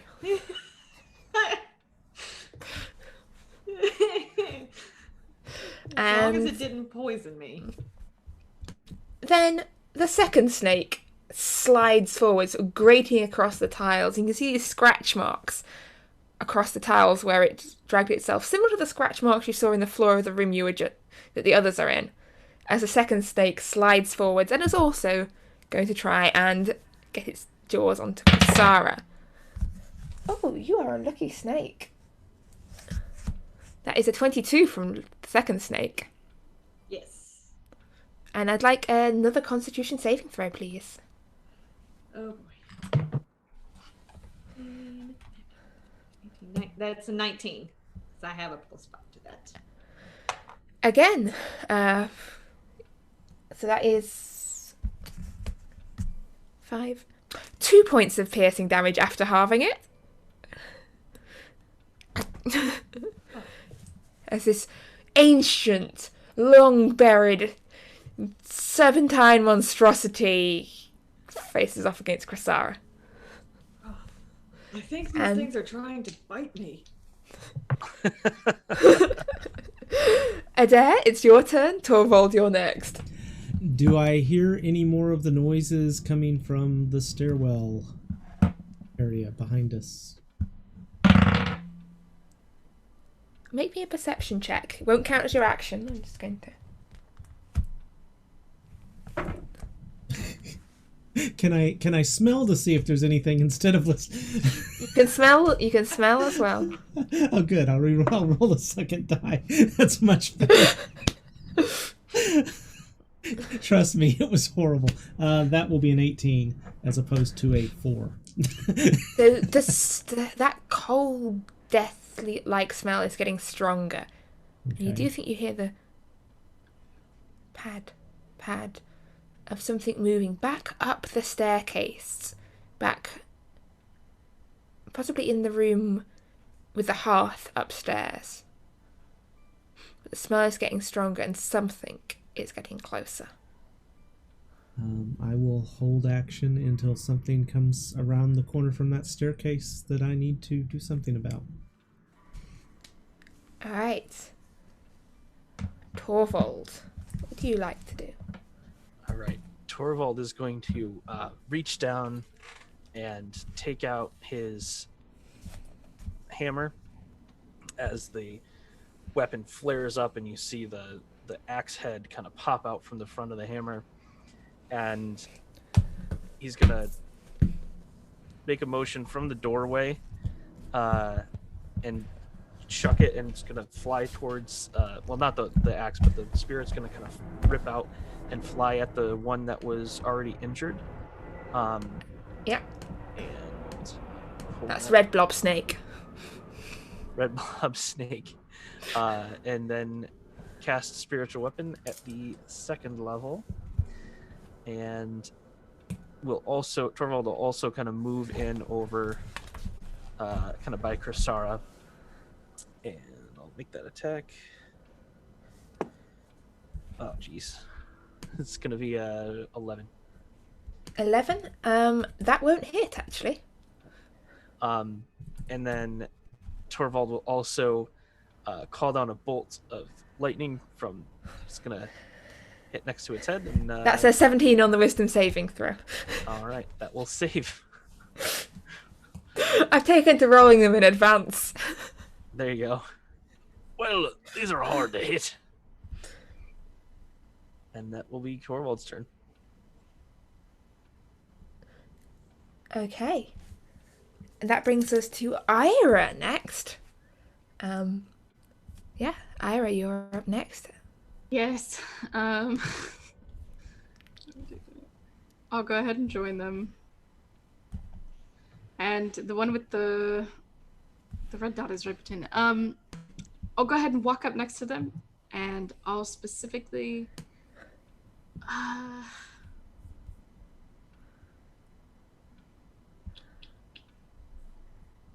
let's see. I'll do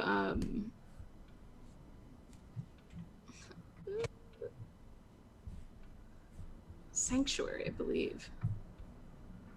No, because they're both gonna attack them. Ugh, y'all. She'll just attack with her sword. She wants to leave, but they're gonna keep attacking, so she'll attack too. She'll just step forward and strike down on the nearest one with the Blade of the Winter Dawn. Okay. So that'll be 26 to hit. That will hit. Okay. You're laughing. You gave me the sword. When I say I gave it you, I mean you stole it off a Fae. You After you killed him. We killed him, and then we took it, and then Yes. I gifted it to Ira. So Yes, it was a gift. you It wasn't stolen. you looted it from a Fae. I didn't give you this sword. So that'll be. I'll go ahead and smite. Why not? Let's see. Yeah, and you can see even in the darkness. Well, actually, there's a light from. The light that's sort of glinting and reflecting off this sword isn't the same flame-like light that's coming from Krasara's mace. This is definitely sort of the glint of daylight that seems to reflect off this sword. Cool. So, 1 radiant damage. 7 slashing, and then Divine Smite will be another 2. My rolls were terrible. Another 3 radiant damage. Another 3. All right. So 11 damage total for which was radiant. Okay, so there's a few cracks across this one, but it's definitely in a much better condition than the one beside it. Is And that then- everything? Do you have a second attack? I can't remember if paladins do. I do if I want to. I think I'll make sure that Adair has room to come into the room. So I'll step away here and go here. If it has an opportunity to attack, then that's cool. You can attack it again before you move too. Well, I'm gonna come attack this other one if that's allowed. Since Yeah. it's in more of a situation. It lashes out at you as you try and move, but I think its luck has probably run out because that's a 12. No. Well, she can move without doing that too. She can move Yeah. without getting out. Really? Hey, it's got its Yeah. reaction now. Don't complain. Because you can move through Kristara's space. Yeah. You just can't stay on it. Oh, cool. You can't move through Yeah. enemy spaces, but you can move through ally spaces. Cool. Great. Well, then I've moved over to this spot, and I'll go ahead and attack this second one. And that'll be a 27 to hit. That'll hit. Cool. Let's see. Better rolls this time. 12 See the- slashing and 5 radiant. And as you smash that, you can see the metal sort of starting to buckle a little, and as it tries to move, like the iron sort of grinds on iron, and its movements sort of lock up until it's just kind of twitching vaguely, and then the light in its eyes goes out. And Dang. Oh, as that snake falls, still, the other one, its eyes are still burning brightly as, at that moment, Adair, you hear footsteps coming down the stairs, and a figure steps into view.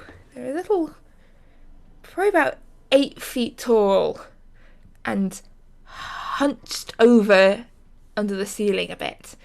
You can see that everything about them seems slightly wrong. Like, you see their arms are too long. They've got an extra set of elbows. You can see the feet are sort of twisted. They've got this rusted helmet jammed on top of their head. And they're dressed in these rags and tattered armour. It almost looks like a strange amalgamation of parts. As you see, one arm is withered almost to bone, but the other arm is like flesh with blood still sort of dripping off it. Fancy necromancy. Awesome.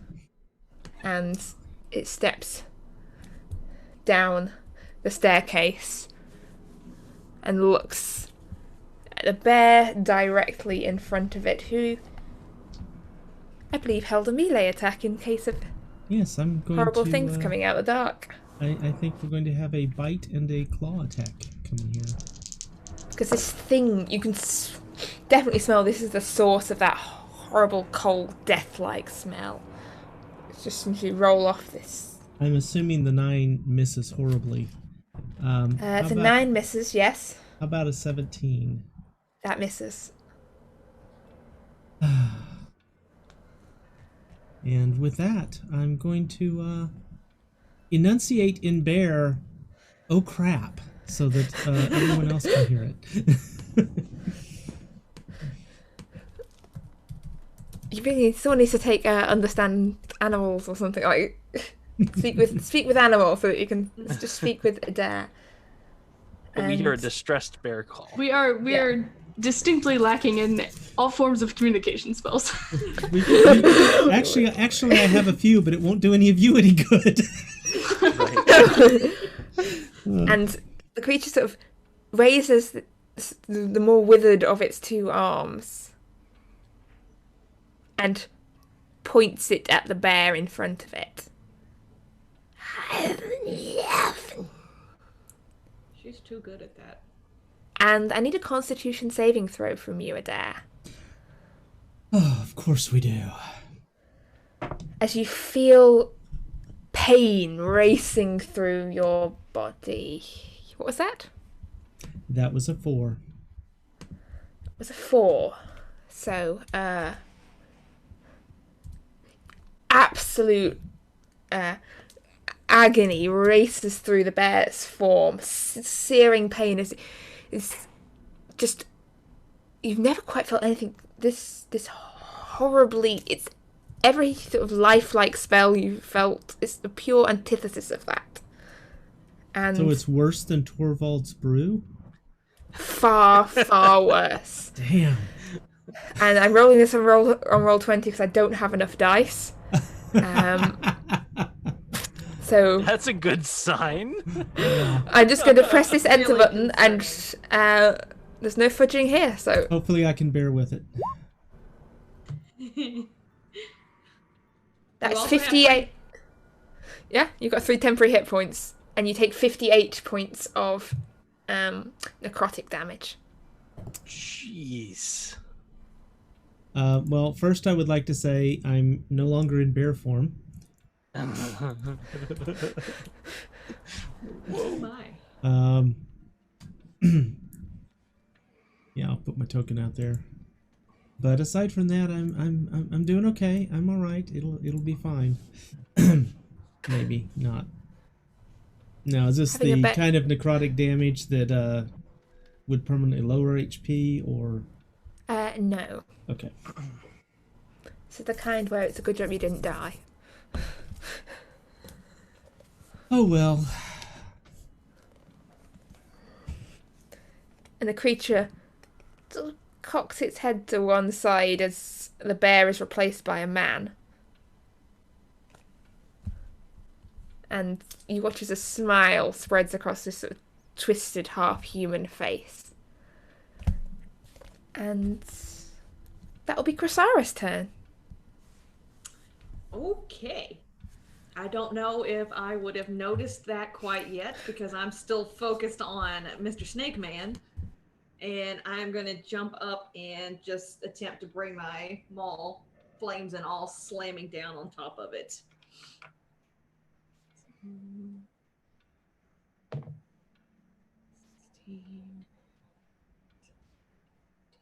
That's a 19, dirty 20. That's a hit.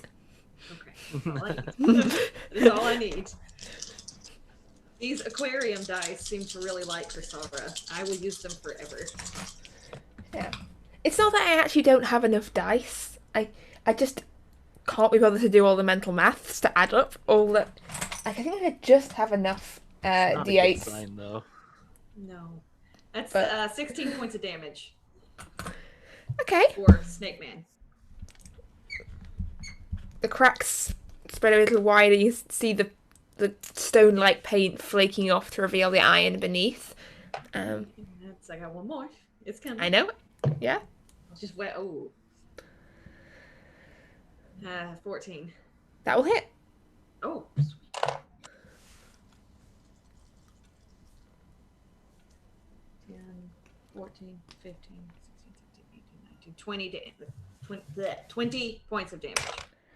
And again, you hear the kind of grinding of metal on metal as the second snake, the light goes out in its eyes, and it falls still. Well, that's great. And I'll turn around and... And Adair, it's your turn. This figure menacingly standing in front of you. I think you're muted. I'm sorry. Is the scale on the map accurate? Yes, I believe so. I'm going to need him to make a Constitution saving throw with a DC of 15 as I raise my hands, clap them together, and launch Thunderwave. Con save, that is a 13. That is a failure.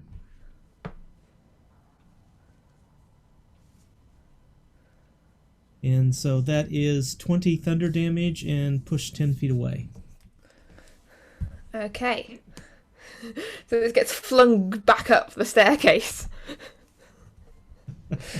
Like back where it came from. in this scrabbling tangle of two long arms and legs.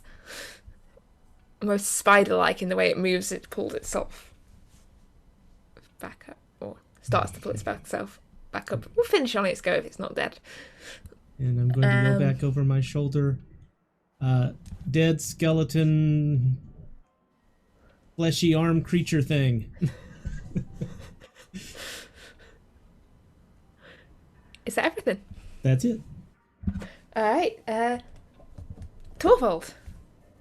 It's your turn. All right. So Torvald, hearing about the skeleton ninny thing, he's gonna start running, and he's gonna hold his hand out, and as the weapon kind of comes to him, and he's gonna run in here, have the weapon follow, and he's just gonna see Adair facing over here, not in bear form anymore. And he, that way. You can talk now. You're not a bear. I had something so then, food in my mouth. I know. I was joking. Torvald is going to thrust his hammer forward, and you're just going to see this bolt of lightning kind of strike the ground, like right in front of Adair here. And he's going to say, "Guardian of Thunder, I summon thee." And you'll see it start to swirl around as it kind of forms up as this dwarven guardian with this giant axe starts to take form as I cast Guardian of Faith. And the God Dwarf returns. And the God Dwarf returns, indeed. Did you make one? No, I didn't. I made one for the glowing The balls fire of one. fire people, and I knew there was something else I was supposed to be making. Where do you like your God Dwarf? Because you got this one for now. Just right in the corner there. It's the most godly thing I could find at short notice. Um, I don't know. It's temporary, okay? Just.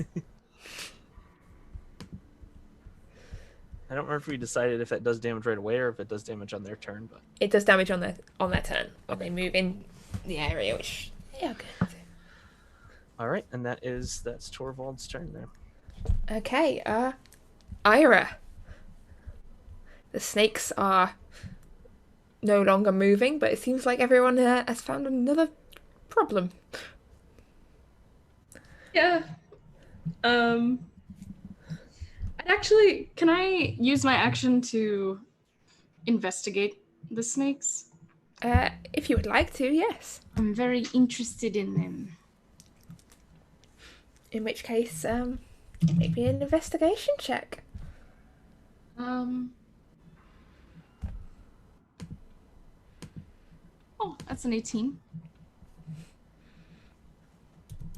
Mostly just kind of, Ira's been in the, realm of tinkering recently, so kind of just how they work, what they're made of. Essentially, they are automaton. They are essentially a more advanced, in a way, form of skitters. Like, they are sort of seem to be set to be aggressive and follow certain paths. It's rather impressive that they're very old, and the fact that they're still working after such a long time means they're probably very, very well made. You destroyed some priceless examples of ancient dwarven artificery here. Nice. Are there any perhaps bits and even one bobs? of two of a kind in the entire world? And Gone. We nailed it. Are there any bits and bobs that are still intact that I can oh yeah, steal? there's definitely some parts of the mechanism you can take. Great, that's the plan. And then I'll continue. So I'll just la la la, and then I'll continue catching up with everyone else. Meanwhile, 30. I'll stand right here. you've got your bonus action if you still want to do anything, but I think for the most part I'm okay actually. all right. So then the thing comes. Or I can do Shield of Faith. Can I? I'll go ahead and do Shield of, because Adair looks. Does Adair look in a rough position at all, or was it just the bear that looked in a rough position? I'm a bit wounded, but if you had to put it on a scale of 1 to 50, this joke. I'm looking at about a 37. So I'm all right. That's not bad. Okay. Even then, I'll go ahead and use my bonus action for Shield of Faith. So, Adair, you get a +2 bonus to AC for up to 10 minutes, and it's concentration for me. Well, thank you. That is most awesome. Yeah. And that'll be my turn. Alright, so the thing comes moving down the staircase. And It must make a dexterity saving throw. I thought it would. That is 13. 13. It will take 20 radiant damage. Okay. How effective does this look? It does not look happy with it. And it sort of tips its head slightly to one side again. The smile falters a little for a moment and then comes back. As it... I don't know how does the Spectral Guardian thing work in terms of it trying to push through its space? Like, does it have to attack it to get rid of it, or It can can't it be move attacked, through? I don't think. I think it's just there. It's got it's an enemy, so I wouldn't imagine you can move through it. It has to be an unoccupied space. It occupies that space, so I don't think they can move through it. Right, so is it a physical thing it can attack and has hit points, or is it... No, it's not. It's just like an immovable guardian, apparently. It only vanishes after 8 hours or when it's done 60 damage. Yeah, it's a lot like the moonbeam that it just does damage once you move into or Appears stay in the and- space. It says it occupies a space, so if it occupies the yeah. space, only friendlies can move through it then. Well, it's going to... The creature sort of tips its head back, looks at this thing occupying space, and then smiles again and sort of leans around the corner. And and Adair's still standing at the front. So it points at Adair and, excuse the banging as I have to get my book out for this one.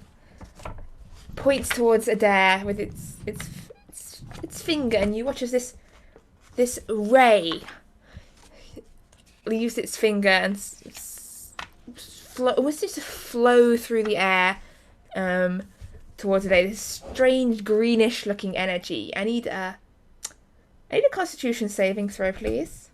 With +2. Oh, I need to make a roll first. But it might. First of all, That's not good. does an 18 hit? Yes. Wait, does he have cover at all? You got a +2. And if Does it's a that range help? attack, shouldn't they have disadvantage because there's something in his grill? Well, it depends if we're counting this as a thing that it can fight. It's a thing that's fighting it, but I don't think it can be attacked. There's nothing in the thing that says it can be attacked. So Oh, I'm ruling it doesn't count as a melee participant because it's not something it can physically attack or is Okay. bothered about, because like you can't have it every way. If it wants to be a person, it gets attacked like a person. it's worth a shot. It just Yes. did like yes, an entire a person's plus- worth of HP to him in one hit. So a plus a +2, so that you've got a +2 to your AC, so it does When an you 18. roll- yeah, it hits. Yes. he threw his die, so I'm pretty sure that's bad. It was the +2 from saving throws, not +2 Oh, days. yeah, +2 on saving throws. What was your saving throw? I rolled a 1, so I. Okay. we pretty good. That doesn't help then. Sorry. Why are you standing at the front? Luckily, it has it has used up its big gun. Yeah, me throwing +2s at you doesn't really matter if you're Yeah, not rolling if you're gonna go around rolling, I forgot to do my bonus action when that happened, so That's that's my okay. mistake. And it's okay. you it's take okay. that's 12 points of poison damage, Okay. and for now until the end of your next turn, you are poisoned. Okay. But that is all. And it is Chrysara's turn.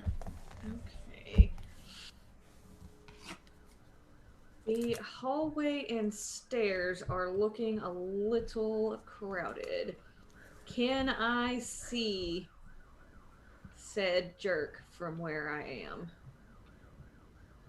You'd have to probably come up to at least sort of close to where Adair is to see it. Given the layout of the annoying little bend I put in this corridor, which I'm annoyed at now. I'm glad you did. Yeah. Yeah, it can only really Adair has line of sight on this thing. Maybe Ira at a push. Okay, so if I come up behind them and then tell them to duck, can I hit it with my longbow? You can try, yeah. Okay, then. It's gonna have a lot of cover. Well, Yeah. probably I not don't all. know. We'll see how it goes. I don't know if I can get to it with my maul from here. I'd have to literally push past everybody and your guardian.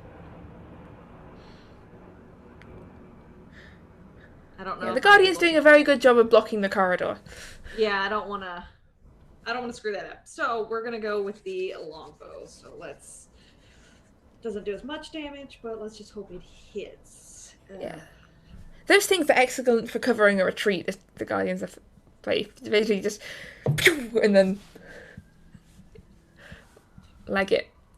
That's a 24 to hit. That'll even with any cover that hits. Okay. So longbow 1d8.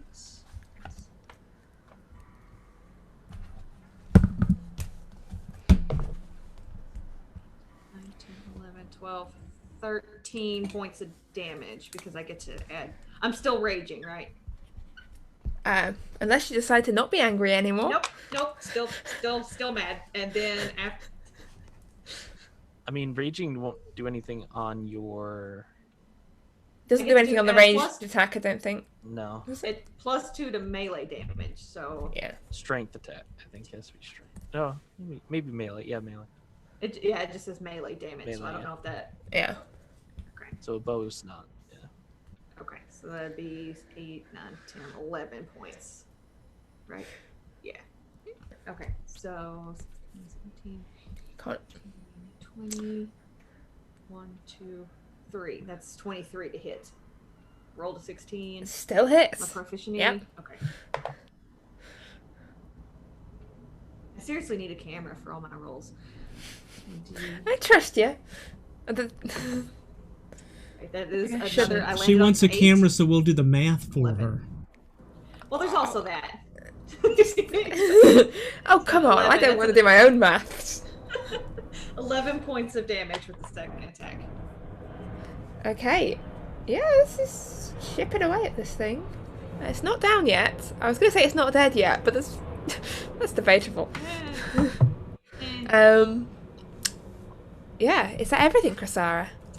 That is everything I can do, unless anybody gets any more temporary hit points on this turn. If they were out, then Yeah, Adair was out. So okay, he gets 3 more. So yes, it brings us on to poor poisoned Adair.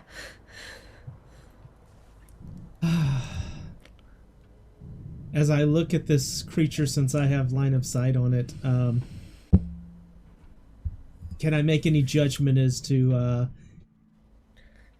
how it appears stamina-wise? And Mostly all right. As it peers around the corner, still at you. Mostly all right.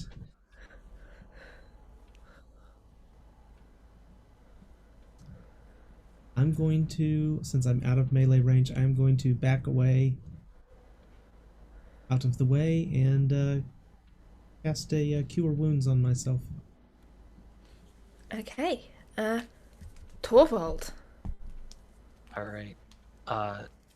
Torvald is going to take his hammer. He's going to kind of reach back as you see the spiritual weapon kind of fuse into it, and he's going to kind of guide it and throw it forward as it leaves his hammer, and it's going to go over towards the spiritual guardian as it fuses with his axe, and he's going to take it and he's going to swing it right at him. And that's not going to hit. It's a 9. No, that's not going to hit, I'm afraid. It was very It dramatic. did look badass. Yes, but it did not hit. And then Torvald is going to say,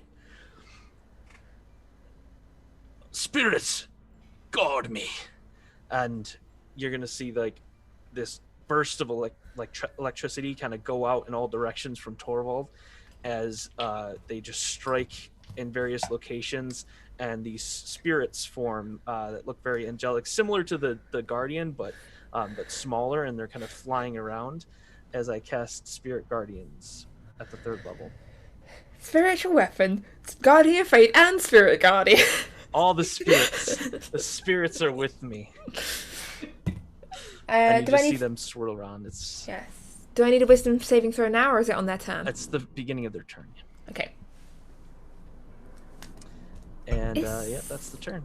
Is everything like a spiritual horse or a spiritual dragon? Or... Not yet. Not yet. Working on it. All right. Gotta get more spirits. Ira, Ra, shish kumbah. you're up. Go team. Say Ira or Kasara? Ira before Kasara. Great. Cool. Go and help a deer. I'm gonna step over here. I'll actually stay back because I just let Torvald have all the line of sight he needs. I am amazingly healthy at this point. So Oh, you are? My Cure Wounds did an amazingly good job for me. So. Oh. Okay. Well, congrats then. Never mind. Cool. Well, I'm still kind of Those wizards' powers. overwhelmed by I kind of just like the fact that there's this blocking guardian nonsense going on. So I'll just stay where I am and I'll keep concentrating on that spell. I might I don't know. Do you think there's more I can find on those snakes? I might go back and mess with them some more. You can fill your pockets with bits of cogs. I mean, the eyes look like they were made of rubies. Well, I'll go back for those, I guess. I'm like, all right, well, we're trapped. Just don't lose your mind. Take more stuff. I'll try not to. I feel like I have less chance of that with these snakes than I do with this evil flesh skeleton. Yes. Is that okay? Which take the brings rubies, us then. back round to the thing. The rather unhappy-looking thing at this point is. Makes a dexterity saving throw. Okay, dexterity. It's a 10. All right, so I was kind of hoping you'd fail, actually. So it would be another turn. So it goes and it swings its axe down and basically. Oh, I meant unhappy, not nearly dead. Like it just looks. Yeah. No, I meant because after it does 60 damage, it goes away. So if it hits 3 times in a row, it goes away. So I was kind of hoping that it would miss one of them. Because it only does half damage. So it's gonna smack it down like basically between the neck and the shoulder and kind of slash across with 20 radiant damage. Okay.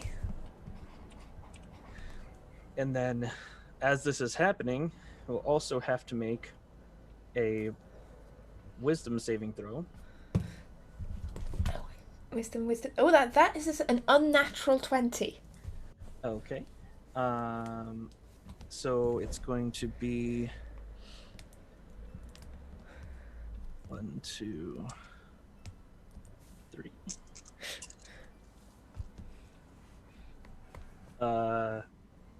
half of 7. 3. So it's gonna take 3 radiant damage. I rolled horribly on that one. Is the guardian still there then? Yes. Yes. Alright. You see it look to the guardian once more and the crackling energy around, and it turns and heads back up the staircase.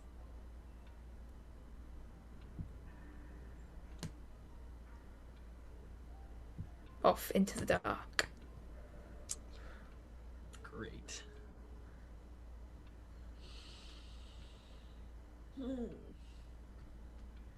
And So- Krasara, it's your turn. It's up to you if you want to attempt to pursue it or not. Can I pretend my camera froze? Yes. So I don't have to make a decision. Do we? Is there a door? Do we want to go out the door, or we're trapped like rats? So what do we do? Do I chase him down? Anyone? Help? Guys? Oh, yeah, let's go after him. Okay. Okay. Okay. Alright, you're giving chase. Oh god, okay. Well, I think we'll pick up from Krasara's turn after a short break. Yeah. Yes. You also have a chance to reconsider that briefly if you want. But yeah, as Krasara goes herring after this creature up the stairs. Yeah, we'll go to break.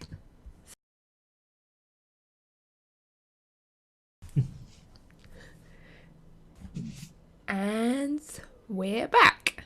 So, as the creature, the thing, departs back up the staircase, Krasara, it's your turn. You said you were giving chase, is that correct? Yes. I am chasing that bad boy down, so I will. Bloop. Okay. I get 40 feet of movement, so that's half. I can go a little bit further. Alright. I'll flip you to the next. Work out how much you've used on the lower floor, and I'll flip you to upstairs. I think I used. This, I used 20 feet. okay. So, the stairs are the same stairs.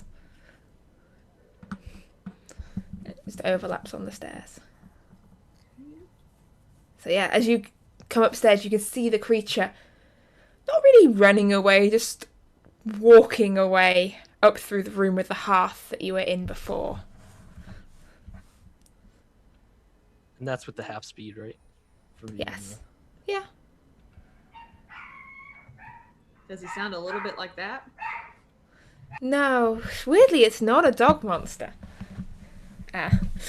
But yeah, you can see it, and it looks back at you. It's like slightly surprised that someone's chosen to follow it. Do you want me to put you on the map, or? Yes, because I am struggling. I'm gonna put you for sale on eBay. Oh, can I buy your dog? I don't think I can afford shipping. I mean, all I need for him is a gumball, so that's all you're paying for is shipping. That's right. I'll trade you for a gumball. I don't have a gumball. Yeah, you're able to easily catch up to this thing. Awesome. So I will run and attempt to attack him with my maul. It's still ablaze, so I'm gonna swing around and go straight for his face. And hope it hits.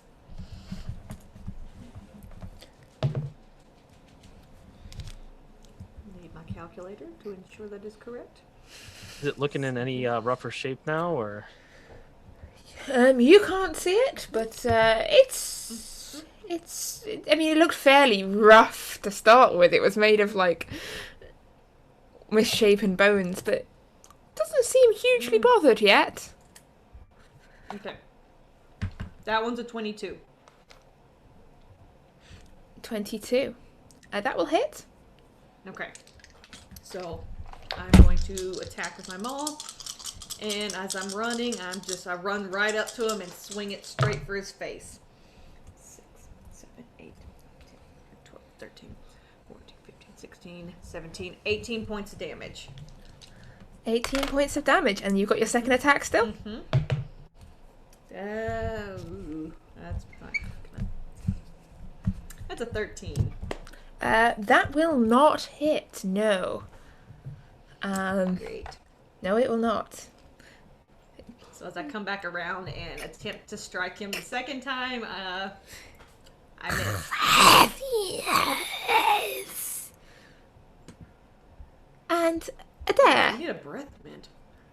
Its breath absolutely reeks. It's this horrible, old, stale, dead things. Adair, Krasara has disappeared off upstairs. Move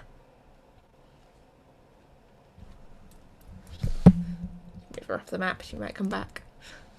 You're muted, Tam, by the way. Mm-hmm. Oh, okay. Well, sorry, I was trying to measure on the map, and the map decided to move with me because, as we said, if it doesn't figure it out right, the whole map goes when you shift. So, I can make it to the top of the stairs, I think, so I will do that. Okay. And then, seeing just a little bit out of my range for that. I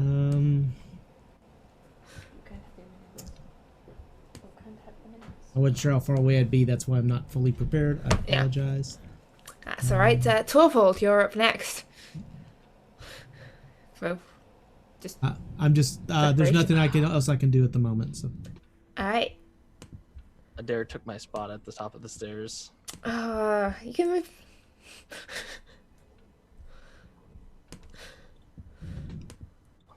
Then I will back up and not have gone to my full distance. How's that? Okay. Yeah, you can take a step back. So Torvald, you'd be at the top of the stairs. And... Yep. Alright. Alright, so Torvald's gonna run to the top of the stairs. So let's put on an aura to see where I'm at. Okay. And then the spiritual weapon should have had... It was right at the bottom of the stairs, right? Oh god, why do I do this myself? Why? 3D is a terrible, terrible idea. I thought, they're underground. Like, they won't be doing any terrible 3D aerial battles on the boat. Okay. No! Right. We found a staircase! Alright, I got it. You can switch back. Sorry. I probably could have guessed, but this is... Well, that's not what I wanted. I didn't want another Torvald. I mean, it'd be helpful. Like an axe. You can't clone yourself. So Torvald's gonna, hold his arm back. He's gonna take the axe and he's gonna throw it at the beast there, and that's gonna be an 18 to hit.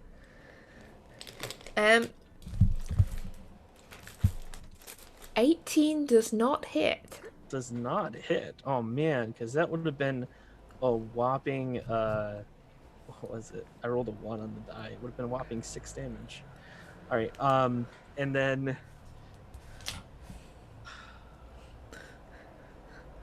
I guess Torvald will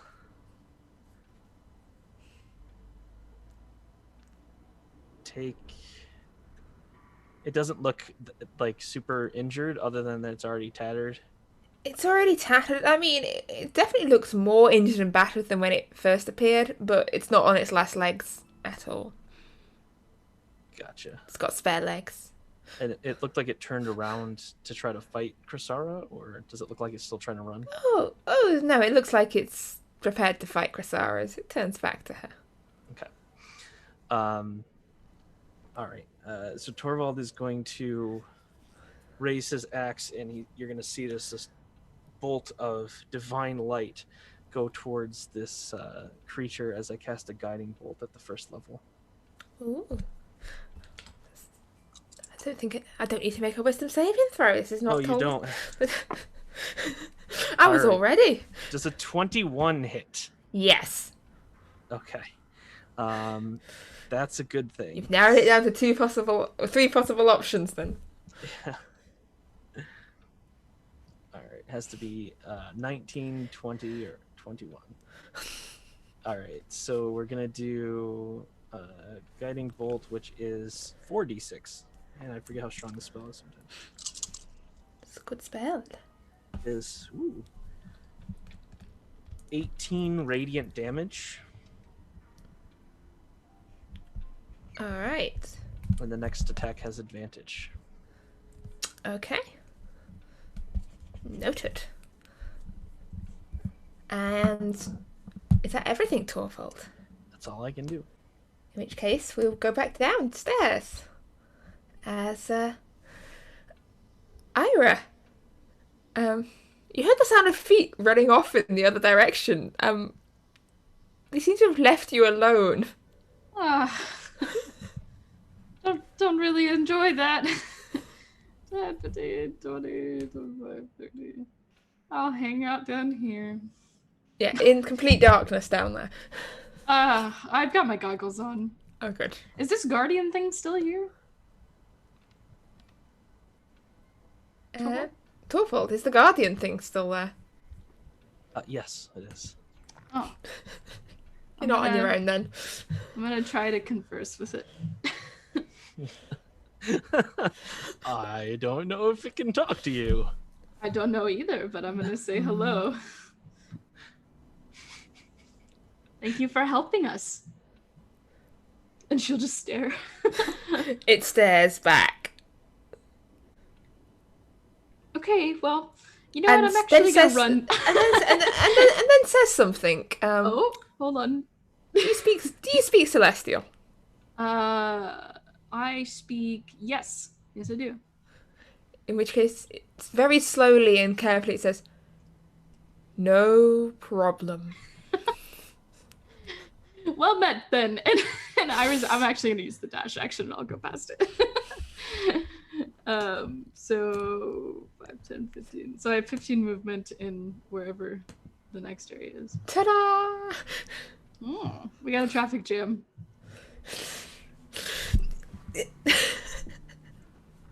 Technically, I could be. Do you want to join there and it's all standing in a line? Yep. Perfect. All right. Well, I'll squeeze past everyone. Pardon me. Excuse me. Hello. I'm back in the fight. Hi, everyone. Running fast. And your guardian is very kind. the thing looks to Krasara, smiles slowly, and then lashes out 4 times in quick succession, like hands, nails raking towards her. Is he trying to fill me up? It appears to be just trying to attack you. He needs to make a wisdom saving throw at the beginning of his turn, though. Okay, his wisdom save, that is a 10 again. Sovereign wisdom save. Didn't he pass the other one? Oh no, it's his dex save that you got a 10 on before. I knew there's something. Gotcha. Okay, so it's gonna be 14 radiant damage. So you see these spirit just crash into its chest, and just this electricity just kind of bursts through it. Okay. And it takes Alright. radiant. As it lashes out 4 times towards Krasara, and 2 of those are definite misses because that's only a 15, so that's not going to hit. But 2 I think will hit because that is a 24. No, can't be right. Oh no, 25. Barely. And a 29. Barely, but yes. Those do hit. As the claws rake across her. Like fingernails scratching at skin. And I need 2 Constitution saving throws from you, please. 2 Constitution saving throws? Yes, please. You get +2 to both of those. Yes. I just quickly roll the dice for that. One is a nat 20 plus 5 is 25, 6, 7 for one. 7 or 27? 27. And then the other one is 12, 13, 14, 15, 16, 17, 18, 19. Both of those are successes. So that is lucky on your behalf. So that means you only take 18, 20, 21, 30, 34, 44 points of piercing damage, half that. Uh-huh. So, 22. Oh. Yeah, that's all you do. That's all that. As its needle-like claws rake through you. You can feel it trying to almost leech the energy and the life from your body, but it does not seem to succeed. And it's your turn. Okay. I don't like you. That hurt. Oh. And I'm going to grab my maul and attempt to just smash it into his face. I believe you have advantage. Perfect. That is a nat 20, so... Yes. Do I even need to add anything bolt. else? No, you don't need to add anything else. It's a natural 20. Suck it. Okay, so... Double all the dice. Take all the dice and roll them twice. Perfect! 5, 10, 15, 21, 22, 3, 4, 5, 6, 26 the first time around. 2, 4, 6, 7, 8, 9, 10, 12, 13, 14 second time round. Ooh, Then that adds did up you add your nicely. modifier to it? You add the modifier once. You roll the dice twice and add the modifier, like your +2 damage once. Yeah, I added my my rage to it. Okay. Yeah, because I get my additional, because it's my melee weapon. Yes. Okay. Whew, slight heart attack there. And that's just attack one. That's just attack number 1, yes. Second attack time. It's not going to be as good. So it's 15. Right? Yeah. So That will not hit, I'm afraid. That's But a 16. But... it sort of reels back slightly from the first attack, and But because you crit, you also get a bonus action attack too. So I still get one more attack. yeah. Awesome. That is a 19. That'll hit. One. Perfect. See, that's all I need. Don't ever scratch me with your crappy, gross nails that probably have AC is things 19. growing under it. We figured that out. So it's 4, 5, 6, 7, 8, 9, 10, 12, 13, 14, 15, 16, 17, 18, 19 points of damage. Alright. Now it's definitely not looking smug.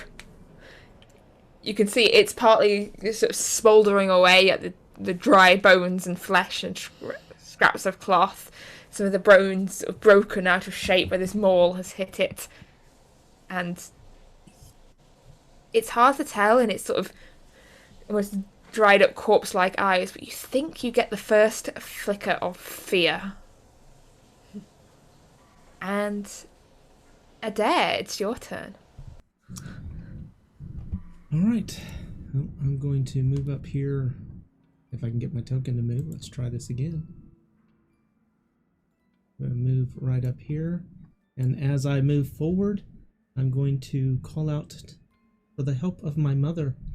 And my skin is going to turn to bark, and I am going to begin to have the appearance of a giant burned oak tree. As I walk up to this thing, and that was a bonus action.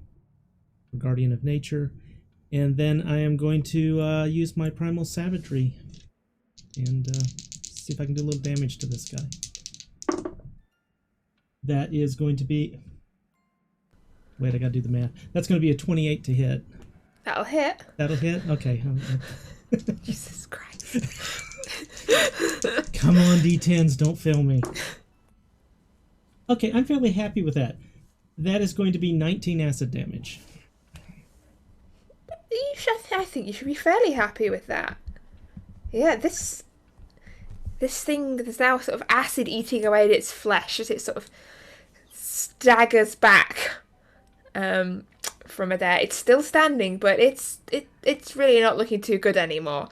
The ground it is on is within 15 feet of me is difficult terrain for it, but not for anybody else. Okay. Useful. And Torvald, it's your turn. All right.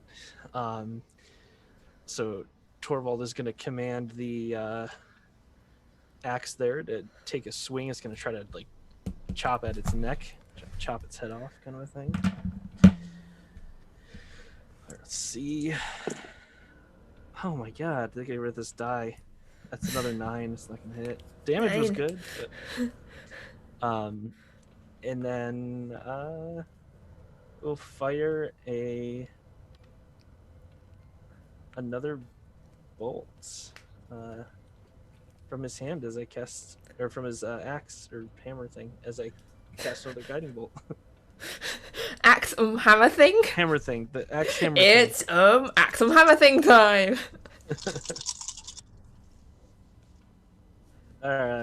Shoot.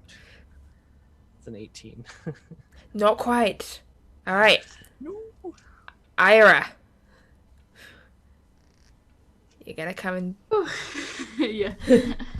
Pardon me again. Excuse me.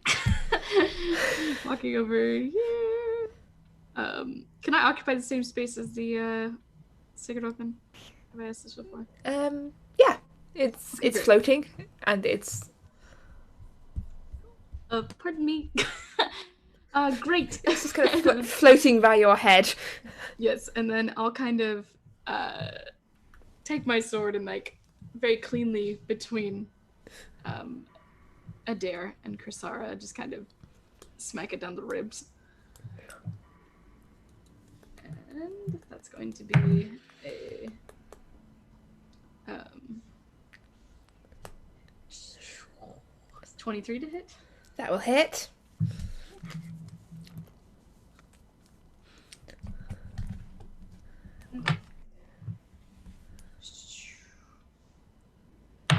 $13 slashing into radiant.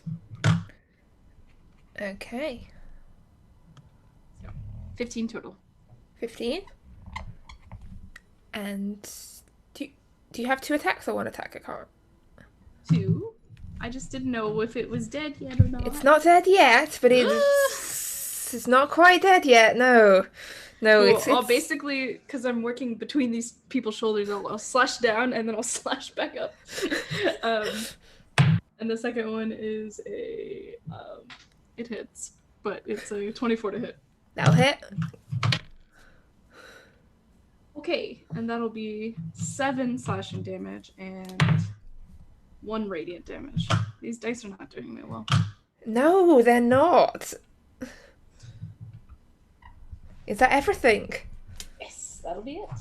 Because it ain't quite down yet. Okay. And it looks to the person who attacked it last. Looks to Ira, and again slashes out with this flurry of sharp nails, almost claw-like nails. That's a miss. That's a miss. 19. Does 19 hit? No. No, those are depressingly all misses. Nice. Take it away, Chrysara. I like quickly go back and Chrysara and Adair like I said a bear. Adair like little shields and I'm like, haha, can't get me back here. Nope. Okay. I'm going to hopefully bring it in to finish it. Come on, it's so close. 3, 4. So that's a 24 to hit. I was really hoping That'll the hit. guiding bolt would hit and give Ira like a chance to crit smite it, but missed it by 120. That is 12, It'll be a good smite as well on this. 18, 19, 20, 21, 22, 23. 23 points of damage. Prisari cares the most, so I'm letting her kill it. No need for smites. No need for smites. No need for smites, indeed. As in a burst of as fire licks over the last this dry flesh and cloth, crumples down into a smouldering, broken heap, and you are out of initiative, and it's down. Okay. Is everyone doing okay? I'm a little injured, but I'm alright. Is everyone else alright? I'm alright. I think we should check where it came from. And Torvald will kind of make his way to the door. Is the and- door opened or closed? The door is open. And then he'll also have the spiritual weapon follow him. It's only like a minute, I think, so it won't be very long, but I'll assume for a few more moves I can have it just in case something dicey happens. Something dicey. Dicey. Ugh. So yeah, you're pushing. Are you pushing open these big stone doors? Then you say. Are they closed though? These ones are closed. It was that wooden door that you left open that was still open. So where the heck did it come from then? They're closed but not sealed. You push on them, it's given them. Like they're not locked or sealed. The stone doors you said? Yeah, they're not locked or sealed. They're just closed. Torvald will push them open. Every good horrible 2 months closes the door behind it. Of course. As you push them open, you can see a corridor stretching left and right. Down to the left, it appears to disappear around a corner, and to the right, you can start to see it sort of opening up into a larger space. And ahead of you, you can see a second pair of, sort of ahead and slightly to the right, you can see a second pair of stone doors. Alright. Torvald will step in and see if these doors will open. They will. As you push these stone doors open, you can see ahead of you a rectangular room with this another of these large stone altars rising up, and painted on the wall behind it another of these wall painting scenes. This one appears to depict well, actually, it appears to depict roughly this.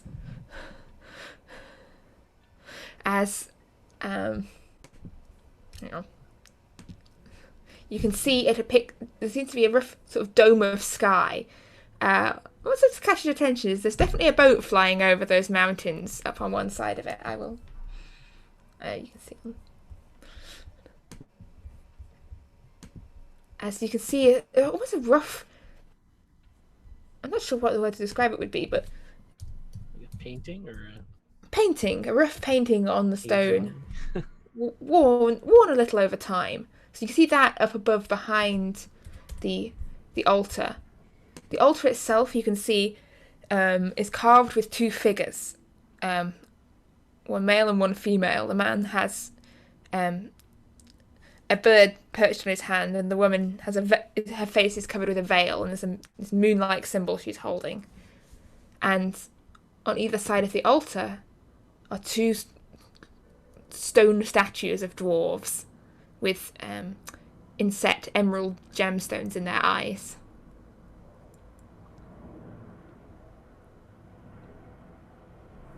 Chrysara, get over here. Okay. I would have been poking around Dead Body Man to see if there was anything I could take or if he had anything. Bits of dead body.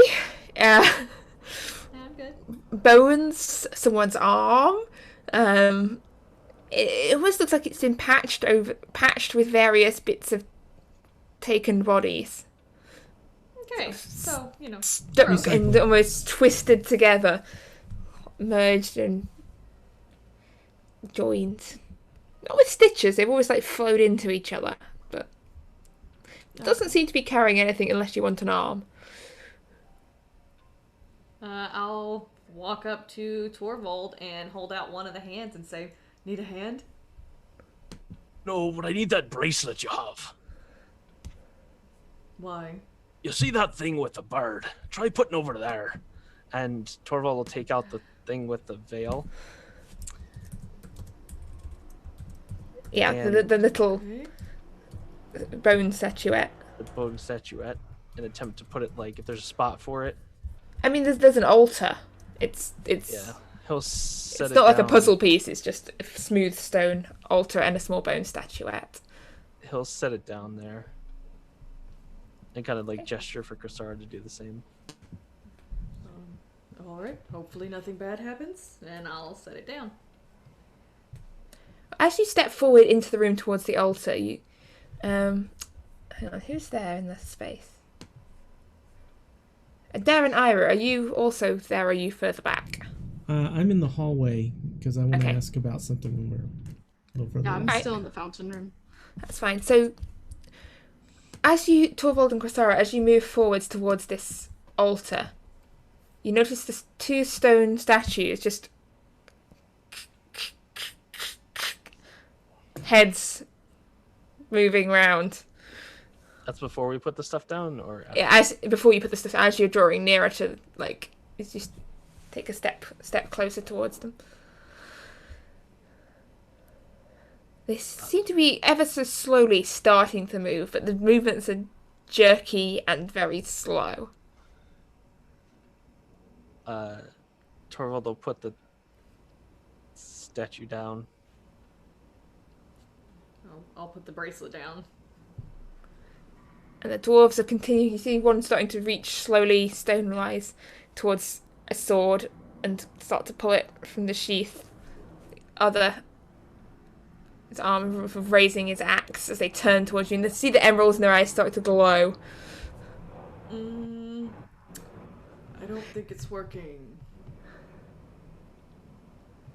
I'm not sure it is either. And he'll reach back for his spiritual weapon to kind of fuse with his axe and hold it at the ready with his shield up. And we'll get back to you two in just a moment, because Ira and Adair, what are you up to out there? If you had something specific, otherwise I'll go. It's up to you. No, Ira's just hanging back. Everything that's happening right now is stressing her out. So she's just kind of staying back. She'll probably be watching through the doorway as best as she can. I'm curious about these footprint-shaped blood marks on the floor. So I would be looking at those. They are bloody footprints, quite long, misshapen bloody footprints heading off down that corridor. So they look like they're going that away from me, not towards me. Away So from it you. depends- Okay. They also look old. like, yeah, the blood has definitely dried. It's been there for a few days. Okay. Ira, are you okay? Yes. Yeah, I'm okay. Just tight spaces underground. Not a fan. Cloud maiden and everything. Don't really like being here. Why? Are And you okay? At this point, I'll let the thing shift off of me and go back to my normal form without the tree appearance.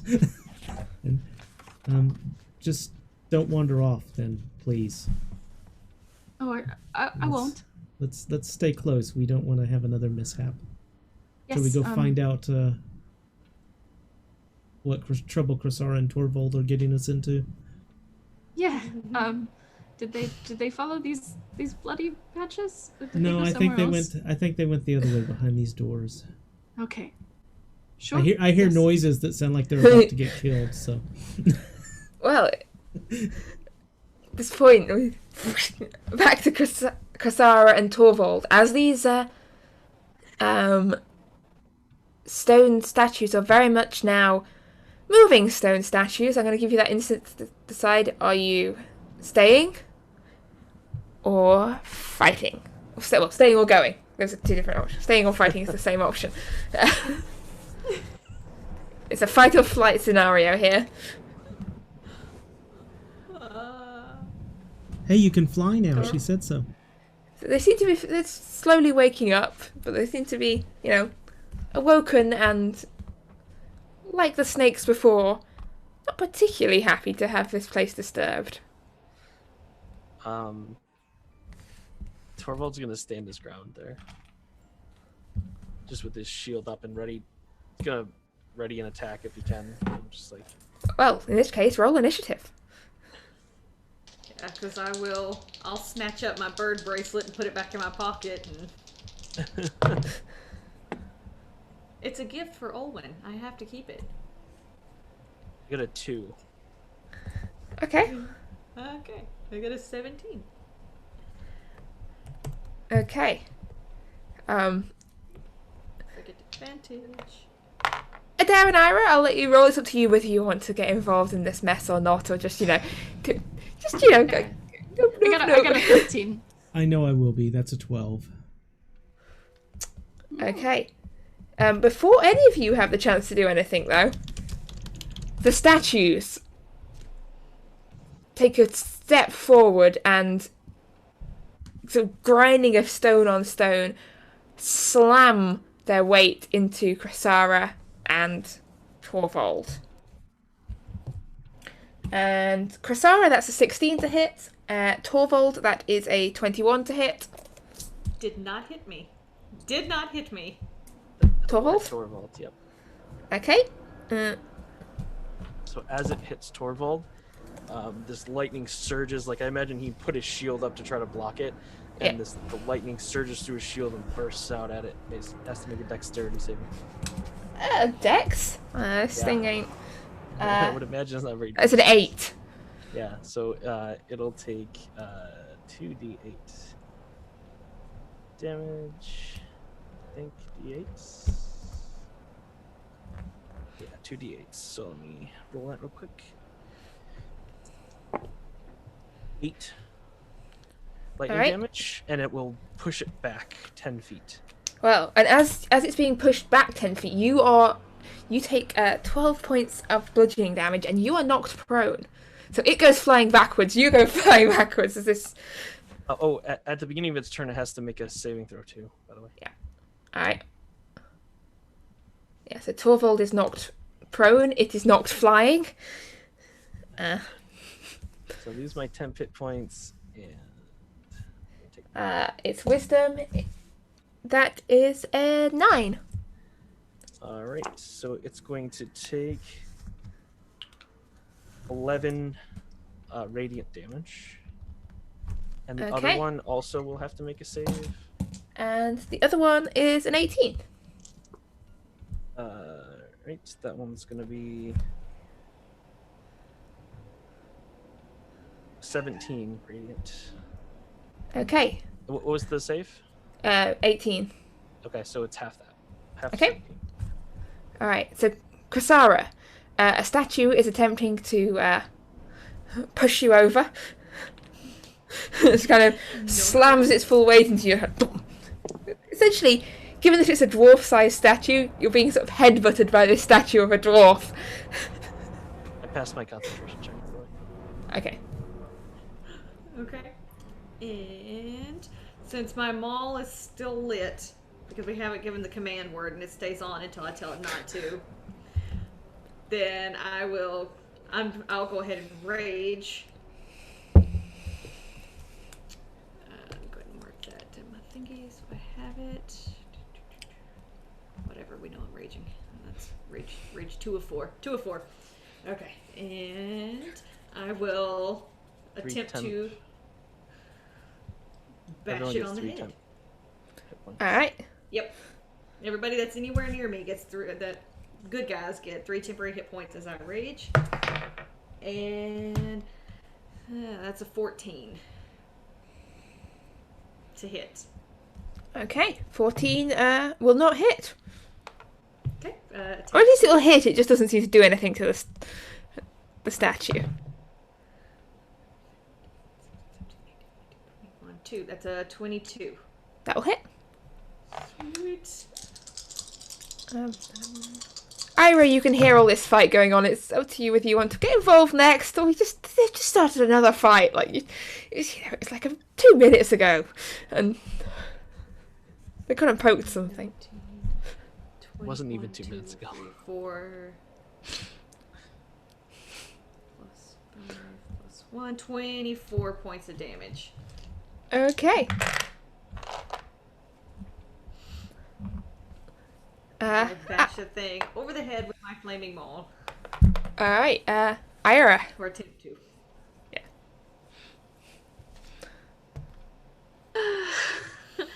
Excuse me, pardon me. Excuse me. Hello. Did you wake up more automatons? I believe so. Well, don't you think we should preserve these? They're kind of special, maybe unique. I think we need to fight them. They're trying to kill us. Because we interrupt. Okay. She'll start slashing at him just like everyone else is.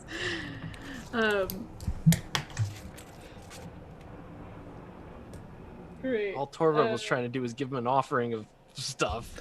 Thought he was returning something or something.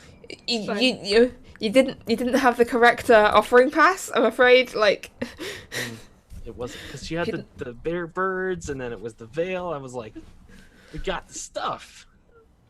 now if I thought ahead, yeah, that would have been it would open a secret doorway and found you. That's what I thought. I thought I was like, yeah. I remembered. No, it's just thematic. 16 to hit. 16 high enough. It is actually Woo! just about. Great. Yeah, no. If now you're making me feel bad that there wasn't a grand plan between just It was Team just a his birds and coincidence. moons. Sometimes it's just a coincidence. Okay. Sadly, sometimes yes. So that'll be 10 slashing and 1 radiant. All right, 10 slashing, 1 radiant. Yeah, this one's the left hand one in front of Krasara is looking barely mobile anymore. Ugh. Took a lot of damage. And that was only 1 attack, right? Or am I crazy? That was only 1. You got another one. Great. You got it then. Adair, you'll be next. And then finally, Torvald. He's just kind of been napping. Well, he was ready. Like I was at the ready, and then apparently I just They were also at the ready. was up. Cool. It was a dirty 20, so hit. And then Alright. I don't know how the person that was outside of the room got to reacted quicker. Hey, it's all technically happening at the same time. Torvald's probably just taking that time just grabbing his stuff back going, oh yeah, I gave you an offering. it was 8 slashing and 5 radiant. Alright. 8 slashing, 5 radiant. Okay, so that one it shatters down to this pile of actual stone, like metal painted to look like stone, and bits of cog and like mechanisms to move parts of it. And Adair, it is your turn. And this other one's back in the corner still? Yes, the other one got flung back into the corner. How high is this platform here? It's near This it? platform about the altar itself probably about 2 feet high, but there's sort of some steps leading up to it. I'm more worried about having to reach down since this thing is dwarf-sized. I don't want to get in the way of Torvald. there are some limits. I mean, I will lay down on the platform and attack the. It's not that short. All The right. dwarf statue's what, about 4 feet tall? The altar's Which is half the height of the platform. All right, I'm going to run into the room there. you can kick it. Primal savagery and kick it with my clawed foot. How's that? Nice. Perfect. And oh wow, that is a 22 to hit. That'll hit. Hey, finally, I get to keep that dice for a little while. 7 acid damage. All right.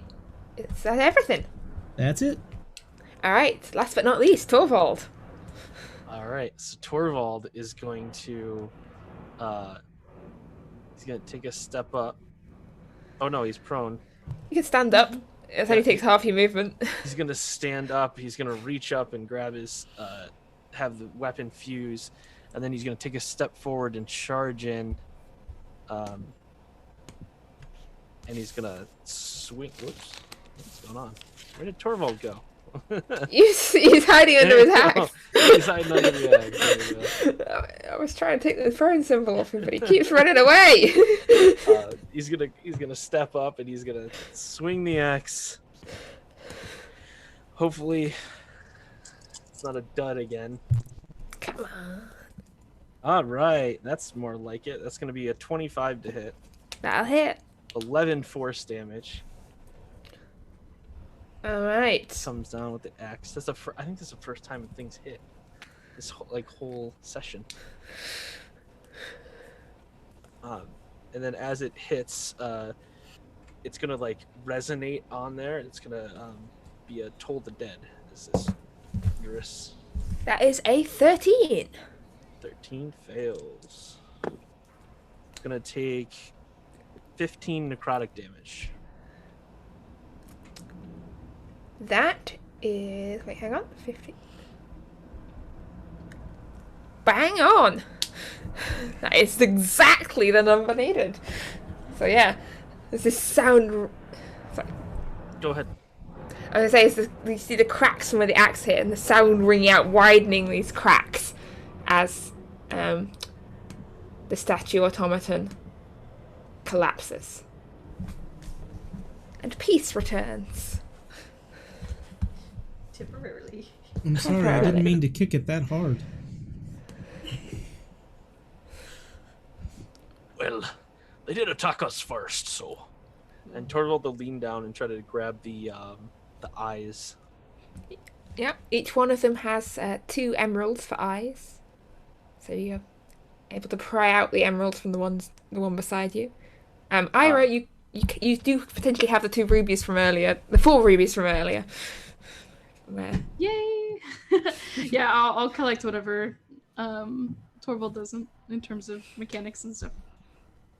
Do you all think those jewels are safe to hold? I mean, the creatures, they did glow when they came to life. What if they take you over or something?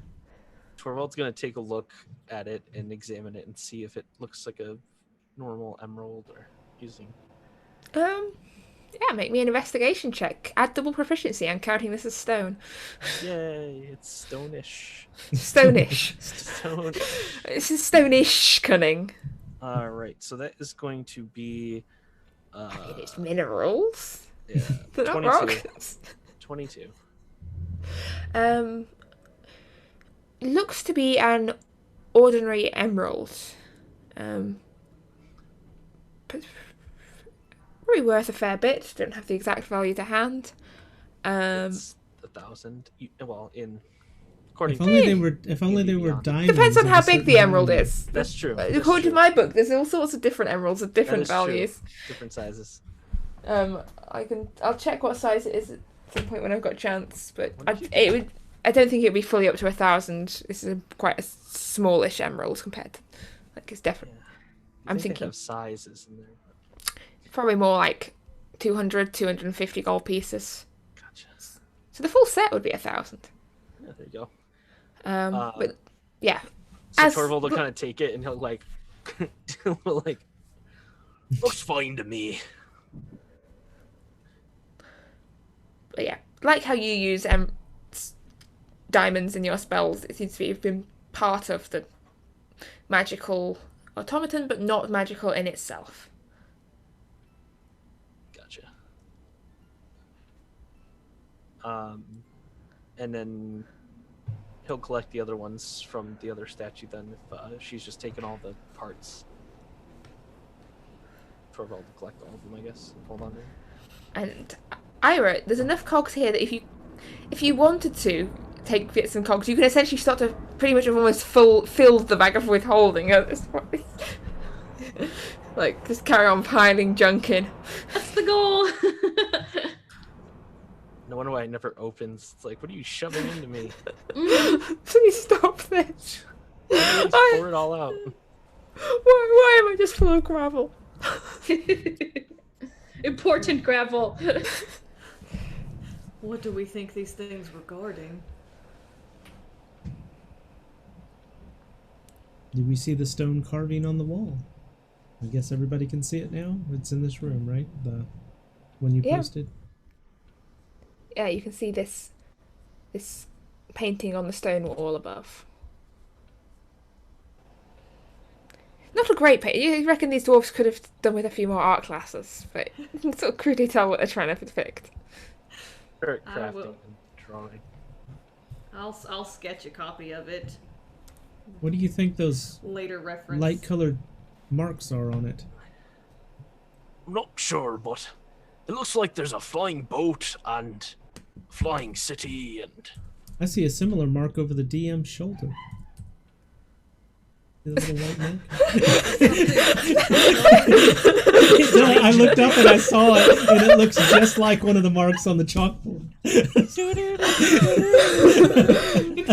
That doesn't like that. That's creepy. Welcome. You have entered the Isfjell zone. The hand is like, what's behind me? The fact that it bothers me tells me they must have some dark meaning, or it wouldn't have bothered her.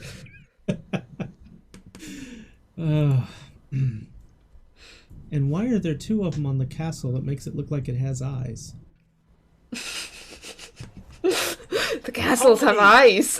How many shards of that one were there supposed to be? I believe, if I confer my journal, 7, I want to say. The myths are inconsistent. Let's see, 'cause we have- I have, so there's supposed to be one in the stars, one in the storm, one in the ice, one in the realm of flame, one in the darkened depths, one in the realm of the dead, one in Mirrorland, and one in space. That's what I have. Well, there's Do 8 those- markings here. Do those And- correlate with those? Stars, volcano for fire, and Flame, So, depths, and dead. could be. Not really sure, honestly, but do we think there's one in my homeland?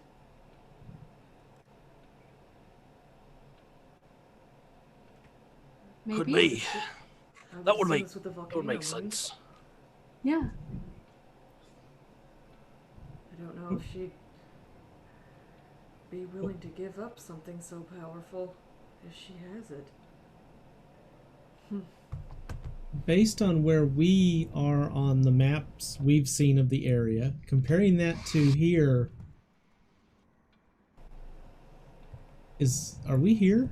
I'm up. It's not tweaking. I can't ping on that artwork, I guess. Are we in the one that's up here in the mountains? Is that where we would be, or am I?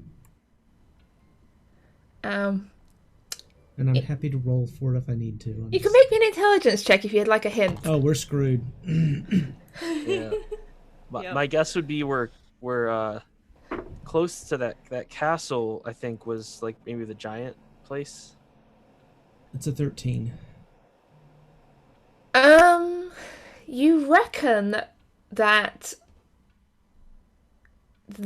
based roughly on like the fact that there's a forest in the middle of it, and Oh, okay. you know that the Fire Islands are off in the east. That one in the mountains you were looking at might be Isfjell, Mm-hmm. or close to Isfjell, which would put you somewhere further towards the left-hand side of this beautifully illustrated. So maybe because looking at where the fortress is, that looks very similar to something we've maybe encountered in the past, but not exactly the one that crashed. Could we be Probably the in Elven City. that place in the middle of the forest there that's marked in the circle? Possibly. Yeah, that's definitely the Elven City. I'm not sure. I'm just trying to get a scale reference guess out of based this. on the scale, two you'd maps. reckon that Already missed one. Do what? Already missed one. you reckon that the forest is meant to indicate like the massive forest across like the center of the continent. You're not looking at this map, but you probably determined that it's not meant to be 100% literal in some aspects, but that or exactly to scale. But it does seem to depict that there's something in the center of the forest, and if you remember, more or less the center of the forest was where you were in Tiathnara, the Druid Grove. Okay. Which contained a doorway to a place that was not Tiathnara. I'll leave the rest to your own conclusions. Well, I'm concluding that You it's know not worth where attempting what I wanted to attempt. So You know you have physically seen at least one of the fragments of the wand. Mm-hmm. Right, in the Fae. In the Fae. And the other, we have two. The right one next now. to these. You have two now. The Isfjell one and maybe there's one in the, is that a flying ship looking thing at the top? Leave it to your judgment on what it was supposed to be. That's a creature. That is. I am not that is going a after the creature. one inside the snail. That I'm looks like leaving it either at that. Amstar or Ammonite. No, the one on the left, yes. The one on the right in the sky looks like maybe like it's like the better flying ship. I don't know. I think it's the Could be. crystalline entity from Star Trek, and we're all gonna die. It's giant flying sky snails. That is the answer. There you go. The one next to the spider is concerning. I would prefer not to have to deal with those anymore. You see a spider? Yeah, it's at At the the very bottom. bottom. Oh, now I see it. Okay. It's like one of those like pictures, you know, where like You the gotta outfit like. unfocus your eyes. Hey, I see the Statue of Liberty. Can you see the dog that is being chased by the man? I would assume that is the Underdark. Then there's a castle. So we're doomed. Torvald's gonna pick up the statue, put it back in his bag. Just failed experiment there.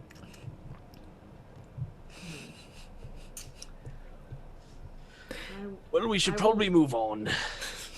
Is there anything around the little stair seat thing? So that is the altar with the the carving on the back of it of the two figures. Is there anything on it other than a dare? Other than a dare, no, a dare just seems to be the offering to the gods at the moment. But yeah, so it's the altar with the carving of the two figures, and then behind it on the wall, this big, hastily daubed mural. And I finally found the word I was after. It was mural. Mural. There you go. Wow. All right, Torvald's gonna kind of leave the room and just start like searching around again. All right. That was interesting. An omen. I heard something. That was ominous. There's ominous background laughter. The gnolls are back.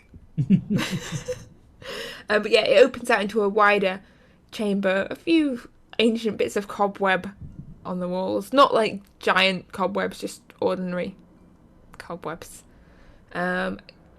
These walls again are painted with images. This appears to like be a procession of dwarves carrying offerings and bowls of downwards along this wall in like a long procession.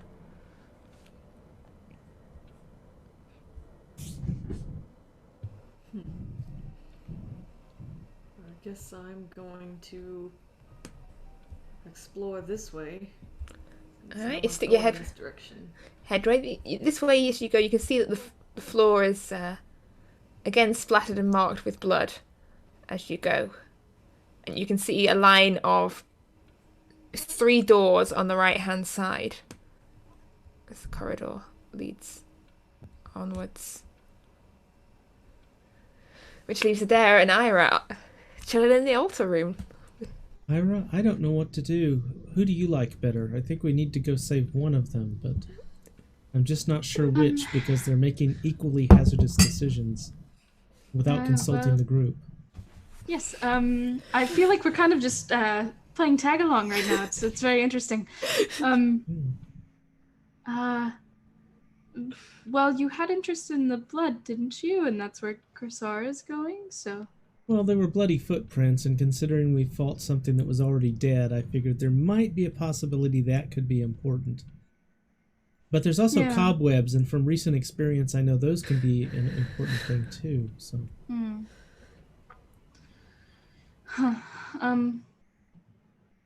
Or we could just sit here, We could take a split short up. rest.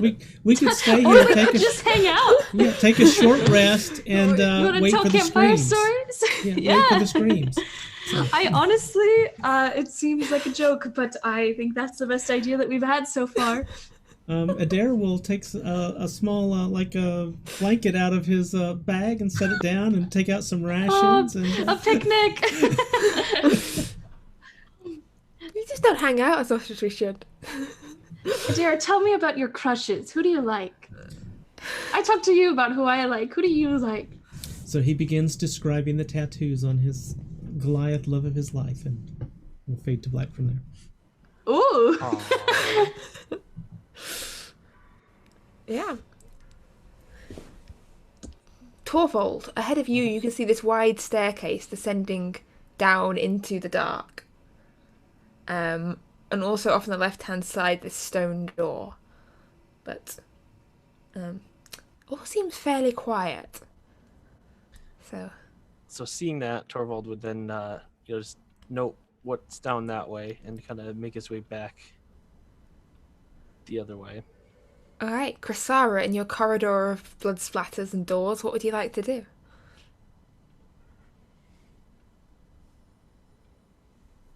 I am going to Oh, she's frozen. cautiously investigate this door and... Damn it. As long as you can still hear me. That's all right. Good. I just like, that is a very well-held face. Okay, so I am going to attempt to go into this room right here. Door number 1 or door number 2? Yes. Door number 1, first door. So the stone door swings open easily, and you find a square chamber with 2 sort of large stone sarcophagi, sort of on either side of the wall. Oh boy. So I'm Plain going old to worn stone cautiously. That still doesn't make me feel good. I'm going to cautiously walk up and check them out real good, see if there's anything secret, spooky, magical about them, and maybe potentially try to peek in. I mean, the lids look to be sealed tight and have these big, heavy stone lids. Would like an 18 strength pick that up? You can try. There's carvings on the top in Dwarvish. But Torvald's just going to be walking while this all is happening. yeah, you can hear this grind of stone on stone. That's He kind of like 14. glances over and like, are they having a picnic? I'm just like, what's going on in there? You just hear a snatch of Adair's description as he goes past. And then we walked in the forest for what seemed like days. Chrysara, what did you get on your dice? Out of 14. The lid seems pretty well sealed. Whoever did this did a really good job of sealing it. Is there anything else in this room? No. Okay, I will go out and go into door number 2. Very much the same as door number 1. You find another chamber. There's a slight smear of blood where on the floor, but otherwise, stone chamber, old dwarvish sarcophagus. Okay, then door number 3. More stone sarcophagi, cobwebs, and dust. I imagine Torvald rounds the corner like as she's like not there, and he's like, "Where the heck did she go?" I'll come back out. Torvald, there's 3 rooms here. And they all have these giant boxes in them. They're stone. They seem pretty sealed, but do we want to open them, or... You want to open the sarcophagus? Is that right? Yeah, there might be treasure in there. He bolts in. Yeah, that's what I thought. You just see his eyes light up, and he just walks in. And he'll look at the thing and read what it says on there. It appears to be an inscription on, essentially, like, I'm trying to think off the top of my head, dwarven name. Eric Eric Iverson, may he rest in peace for eternity, beloved father, brother, husband. And then a date, which doesn't seem to be familiar with you. It doesn't make sense. It's like the 3rd year of the reign of King Ulfing the Great that you've never heard of. Gotcha. But it looks to be very old. And then he'll just glance at the other one, and if it's more of the same, he'll... Similar heartfelt inscription of a long dead dwarf. Is this a typical dwarvish custom? Well, it doesn't seem strange at all. The Well, writing here is just like a message about the person and how they died and such. Were they well-known royalty?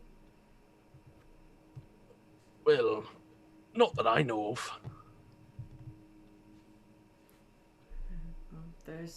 There are 2 more rooms. All right. Same thing. He'll go and he'll check the other ones. He's Very, kind of disappointed that he didn't find any treasure. very, very much the same thing. Like, I mean, this place, from the impression you get of it, is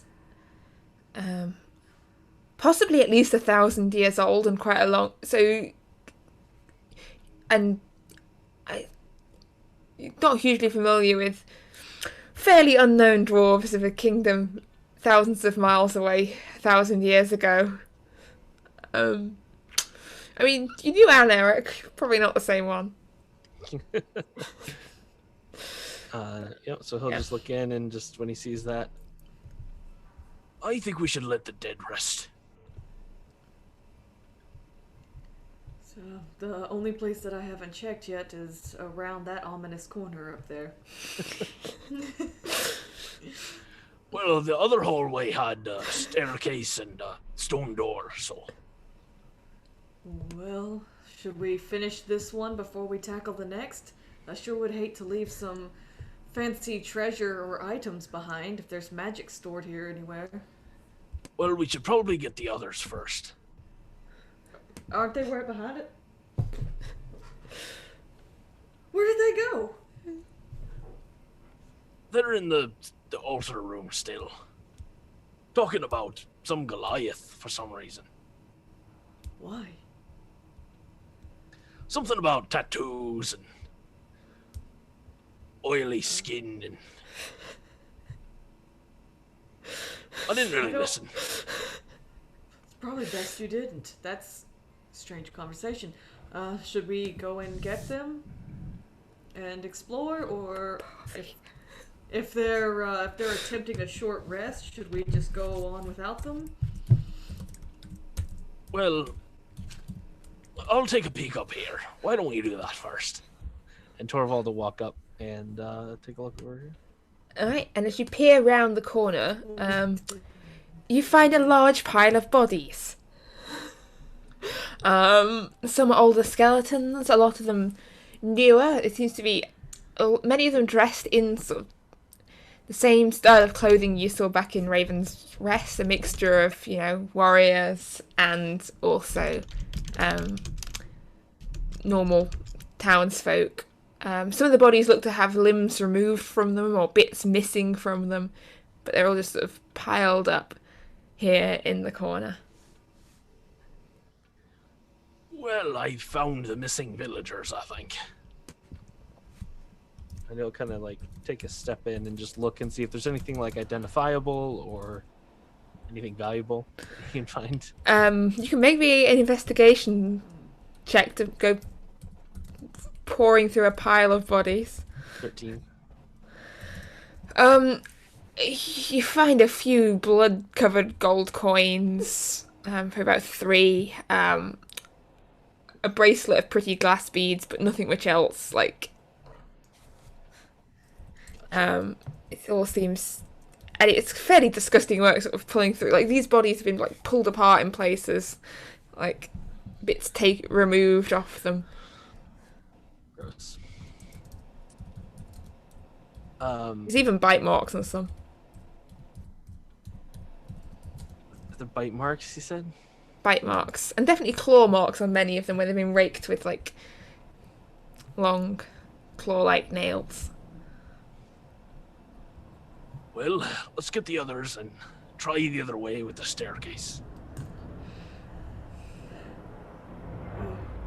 And I Torvald agree. will start walking.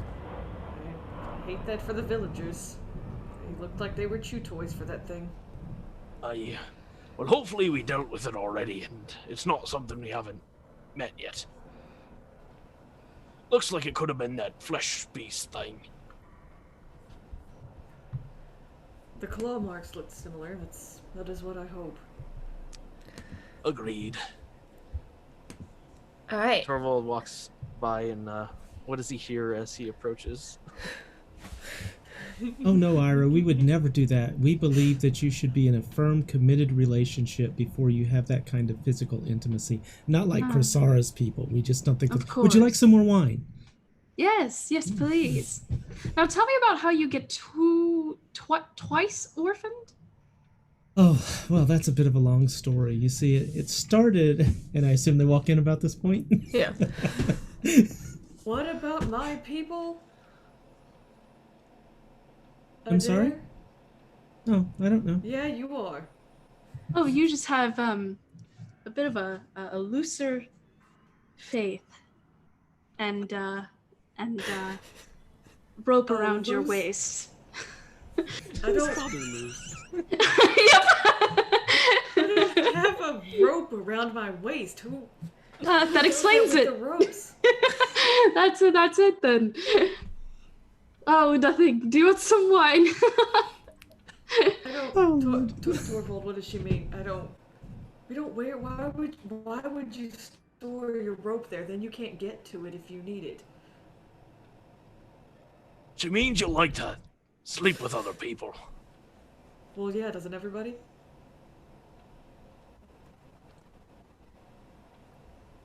Just silence. Torvald this way.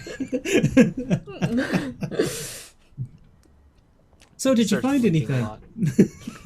I mean, it's Well, I think we found the missing villagers. They're dead, unfortunately, but Oh,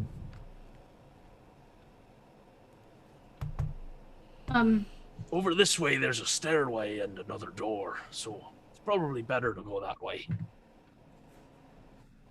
Okay. Do we need to report back to the village, or When we're done here, I would. what else is there to look at? There are spiders, right? Well, What? some, I'm sure. I'm not sure they're anything we have to worry about, but definitely some webs. Okay, well, I feel, Adair, are you feeling rested? I don't know. I kind of feel like that might have been a short rest, but I'd like some clarity from Probably not a higher short rest powers. unless I don't think it would have taken an hour for Torvald and Crisara to open some doors. If all of you take, another 20 minutes, half an hour, then you can count that as a short rest. If you have a sit down and have a picnic under the eyes of the gods, and How much time has elapsed, do you think? all in all, since you entered, it's less than an hour. It's not taking you that long because you went through a few doors, got into a fight, went up some stairs, got into another fight. So my spirit guardians would be gone by now, so. Yeah. Torvald Oh, I would thought you meant step in in, total. But yeah. would step in and say, Well, we can rest here for a little bit, and then we'll move on. Oh, lovely! We were getting to the part, have you ever met an orphan? Yeah. Have you ever met someone who's been orphaned twice? I don't even know how that works. Did she find other parents and then they Yes, died basically, her original parents were killed when she was a child during Wow. battle, and she was raised by some others. And when she was, approaching adulthood but not quite there, they were killed as well, and she was left alone again. And did she choose to include the fact that she's had two sets of parents die in her name purposely? Well, it's the way they keep history. It's part of the lineage. It's kind of morbid, but I hope It she's is. okay with it. Well, it's made her the person she is. She's strong-willed about it. But, Of course. Crisara, are you hoping to make any of your previous lovers permanent? It depends on if I get a letter back from Fiven or not. Suppose we'll see how he's doing if he responds. What do you like about him? Please don't tell me anything I wouldn't want to hear.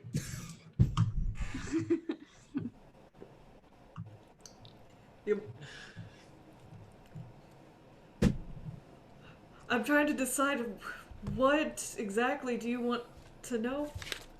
Oh, I'm just curious. If you have he's interest smart. in this person, what makes him interesting to you? How do you know that you like him?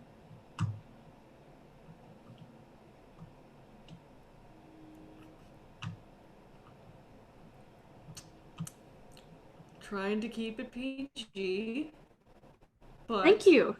he's incredibly intelligent, not to mention not bad looking.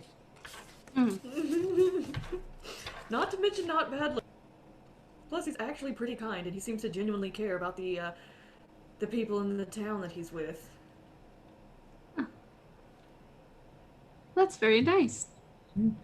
So, Torvald, is there anyone you have those kind of feelings or interest in? Well, you.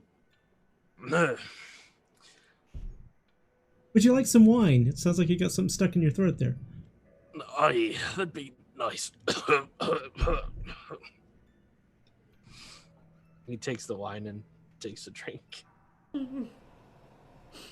I like to think all three of us are still sitting there staring at you, waiting for an answer. I am. Like, So, I had to answer. It's your turn. how about that thing we fought? Which one? Well, the beast with the flesh and stuff. You found yourself attracted to it? No. I mean, to each their own. It's if that's Mm-hmm. your type. We won't judge. Personally, I like him alive, but that's just The me. picnic room is a no judgment room. I was just saying it was pretty powerful, and I wonder But if that's that not was the what we were worst thing we'll discussing. find. So you find power to be attractive. How is that relevant? Well, you were asked, Because is that's there what we're anybody you talking had those about. kind of feelings towards? And you said the beast we fought earlier. So just. I was just trying to change the subject. Oh. You don't like, do you not like anyone? I like lots of people. All of you. Well, I mean, there's got That's to be very someone. nice of you. I mean, take Ira here. She's got someone she likes. I have someone. Krasara has someone. When Torvald hears about Ira liking someone, he kind of like hangs his head a little bit, and you see his hand kind of go like into his pocket, and he just kind of like puts his head down just a little bit. He's not looking at anyone. I Well, think that's he's. interesting. Ira, I who haven't do really. you like? Who, me? I asked to the frozen Kursara, Mhm. whose internet Who is do you dying. like? Okay. Oh shit. Oh, it's okay. Hold on, I was trying to keep Twitch up. Oh, you're fine. So who do you like? Oh, me? That sort of. Well, just like Torvald, I like all of you. I like almost everyone we've met. They've all been very interesting. We've talked to quite a few interesting people. I like my family. I you have hope a they're not dead. Yes. Do you have a favorite? Like, I like Fiven. Is there someone that you like that way? Oh, well, I've never really done anything like that with anyone, so I don't know. I mean, I didn't do. Why does everyone? Oh my god.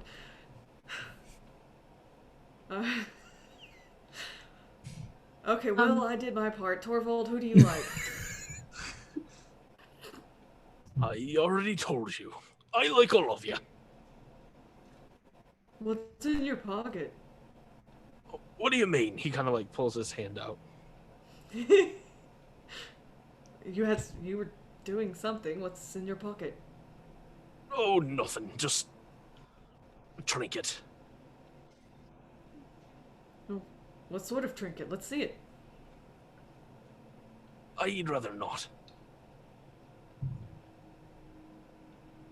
Oh, sorry if the subject bothered you, Torvald. We were just having this. Ira and I were having a very good discussion about it, and it just seemed to.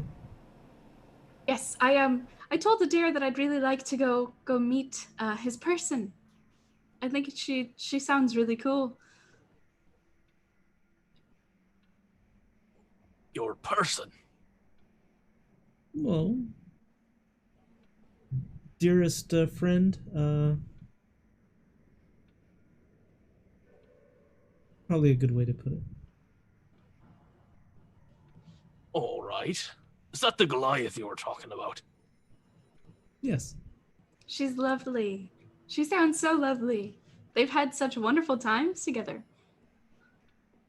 Oh, well, that's I cool. bet they did. So Adair has a Fiven. Nice. Well, not Hold my hand out not to quite high-five like him. that. Our relationship's a little bit more mature and long-lasting. Ouch. I mean, if I had to give it a rating, I would have said it'd probably be a mature rating, but all right.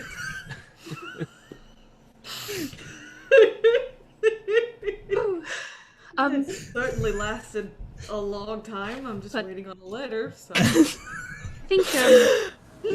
think we're going to be. You've had a short We're going rest. to be on a journey for a while. I think we're going to be on a journey for a while, so maybe we should all go pick up our people. We can figure out whoever Torvald is interested in. We can go get Fiven. Adair, we can go pick up Pivy. And we could check on Elric in Letishborg and bring them all along on the ship with us. I will bring them on the ship. It'd be Isfjell fun, we plus could all- ones. Yes. I'm hoping to hear back from Elric as well. So, hopefully we can visit him. And we should get a letter to Pivy. We could probably do that. I'm afraid I would have some explaining to do. Oh, did you leave without permission? She doesn't know I've left. Yes. Oh, it's Adair, it's been months. I wasn't planning on it being this long. I was she going must be to worried. tell. We should check. I was going to share my nightmares with some people, let them know what was going on, and go back home. And obviously, it didn't work that way. Oh, are you not enjoying this trip that we're on? There are parts of it I enjoy, and there are parts of it that I'm here out of a felt obligation. That's okay. I'd say me too after I died. Alright, well, let's go fight some spiders, I guess. Yep, feeling much better. I don't want to interrupt the heartfelt relationship conversation, like... You know, we're really going to have to Talking ask about Aldous about all this when we get back, too. I wonder if Aldous has anyone like that. Oh, I hope she does. Amalia be so has her sweet. brother. What? Amalia has one of Aldous' brothers that she's Oh, interested in. I thought you meant Amalia had her brother. I was confused. We're not from the land of Kentucky. That's Yes, not... I can't imagine. That's not okay. It did Vala or Isfjell. Hey, Okay. I mean, they've got this whole ice and fire thing going on. Maybe it's just normal over there. Next time we need a short rest, we'll ask Aldous about her relationships. Yes. And she has to talk for an entire hour. Yeah. Yes. Okay. But, yeah, so you're heading down the steps. Yeah, well, we're gonna head over that direction for sure. Alright. Yeah, so you head over that direction, you find this long stone corridor with this mural of dwarves carrying various offerings and gifts and lanterns. You see a stone door on your left, and ahead of you, this wide staircase descending down into the dark. Or we'll go up to the door and try to see if it's unlocked. It's not locked, and with a bit of a push, it swings open. To reveal, surprise, surprise, more dead dwarves. They have pictures on these, or are they? These look a little bit fancier. They've got carvings in the top. There's a little bit of almost like gilt edging around these sarcophagi. They look much fancy, and the inscriptions read things like, King Ulag, the Great, and defeater of giants, builder of castles. May he rest in eternal peace under the eyes of the gods. Well, I'm not sure we should disturb these, but these are the royal ones you were talking about, Crisara.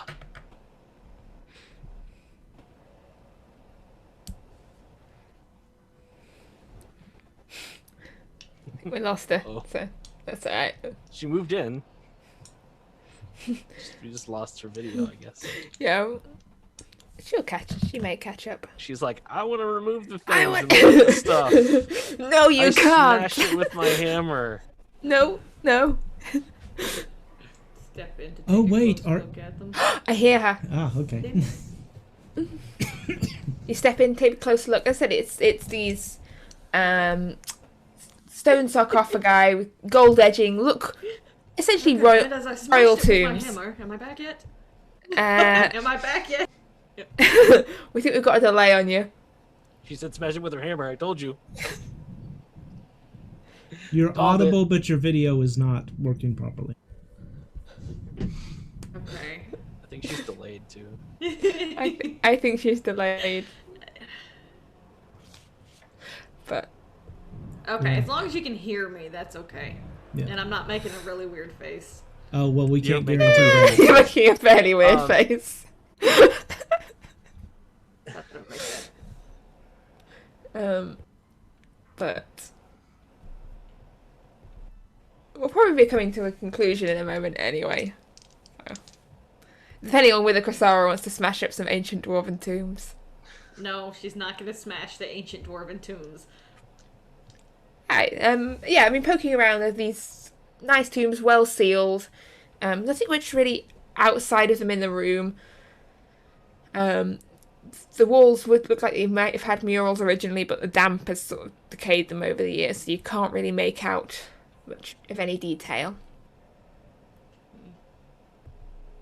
And you're back.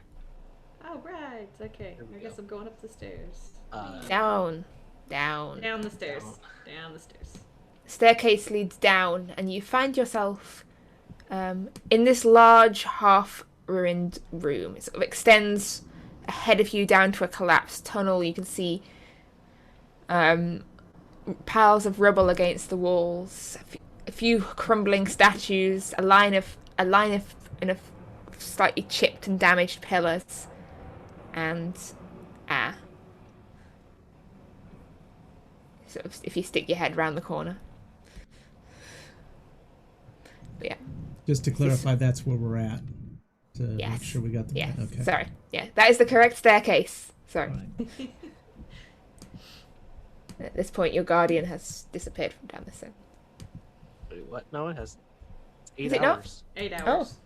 Oh well, the axe can mark him. Sorry, I was confusing him with the other things that had disappeared. You've got too many spirits going on. I'm sorry. That one lasts a long time. I get confused about which spirit is which spirit. But yes, as marked by the glowing axe, he's still chilling out down there. Yeah, just, you know.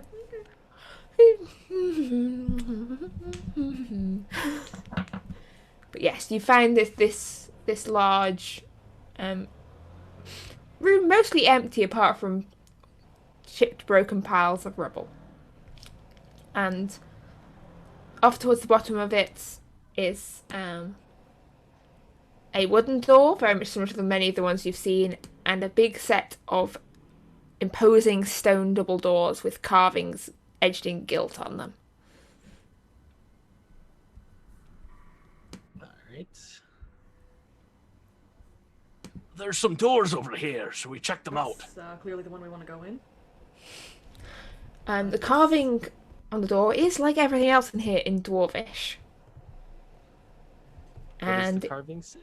it says, "Sealed to all but the strike of a god's will."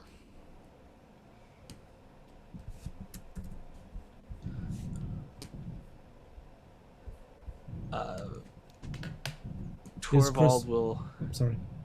Go ahead. I was just going to ask if Krasara's mall is still lit or not. Yes. It'll Okay. be lit until I give the command word for it not to Okay. be. Sorry. What was the saying again? Sealed to all but the strike of a god's will. Right. Torvald's gonna walk up. He's gonna take his hammer, and he's gonna say, By Thunder's will, open this door. and he's gonna like smack it. Just smack it with a hammer? Smack it with a hammer and toll the dead.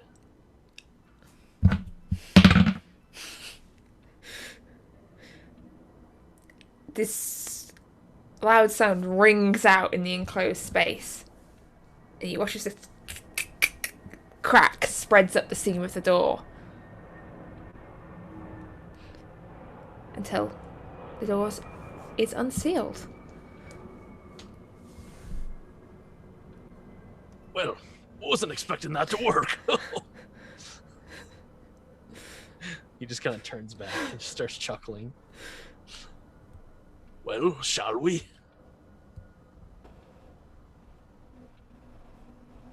And Yes, he'll push the door open. Yes. I suppose it's Alright. fine. And as you push the door open, a strange sight greets you as light streams out from within. This faint, pale, bluish glow lights a chamber, At least it did work. and you can see in this Let's see chamber. what's in there. She's delayed. She's got a delay. A statue of a veiled woman, and bowing before it, these 4 ghostly figures. And as you open the door, they turn to look at you. And I think that it's probably a fair point as any. Why are there so many cults? I'm It's tired of it. not a cult. There's so many cults. It's a cult. It's a cult. These are gods. It's a cult. It's a cult. It's a cult.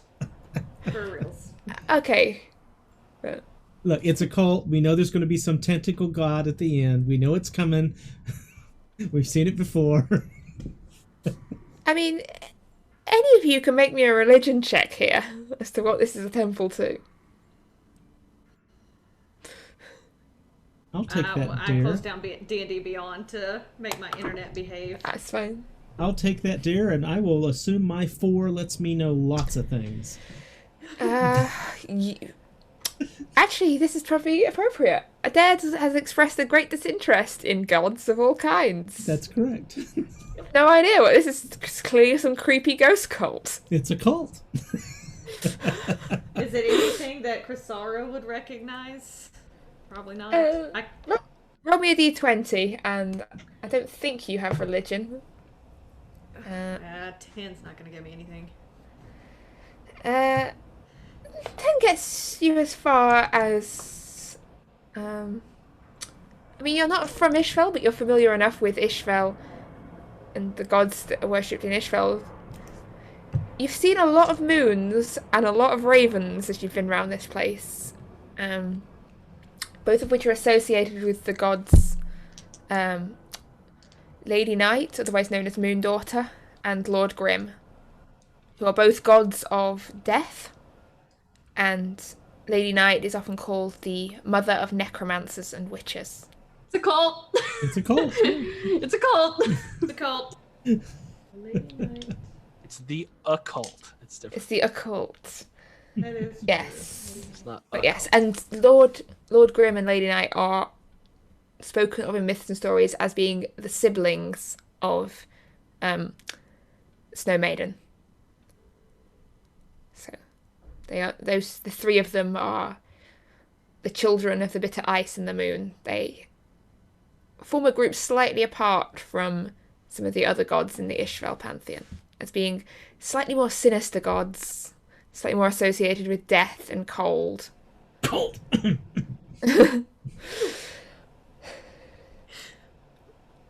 So yes, whether these ghosts are hostile, you don't know yet. We'll find out next week. It depends on what you do. So they're hostile. But yes, next week we will find out what lies beyond the spooky ghost doors. Is there some treasure at the end of this hell maze?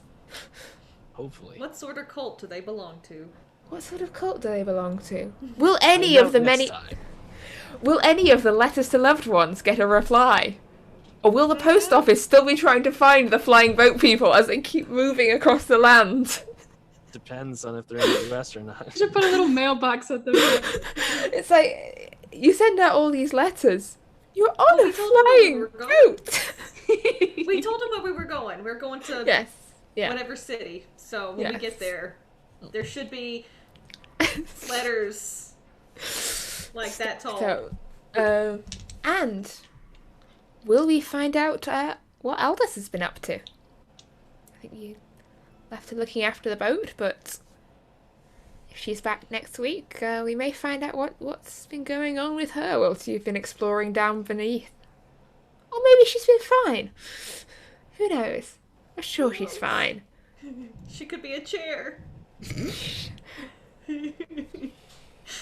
But yeah, we'll find out next week. And until then,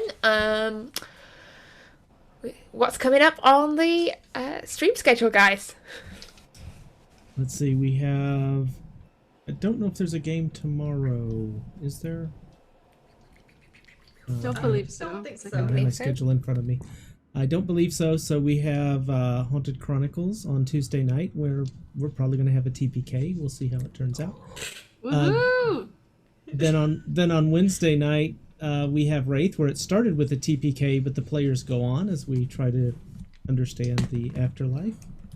And then we're back Saturday for Isfjell. Yeah, Um, it's true. Let's see, I believe all of the applications are currently closed for anything that's running. We recorded 10 Candles last night, and it was awesome, and it will be playing on September the 18th. We have, I know they're doing the casting tryouts and everything for Bluebeards. We're getting ready to do our tryouts for the 7th Sea campaign. So visit us at the Discord. There's lots of stuff going on. Come join us over there, join in the conversations, and sign up for some of these one-shots and other games that are going on. We would love to see you there. I just posted the Discord thing. Great. Yes. And hear about all the games I would love to play if someone just really would give me that extra day in the week. Just, Yeah. Wouldn't it be Inventive. nice? Wouldn't it be nice?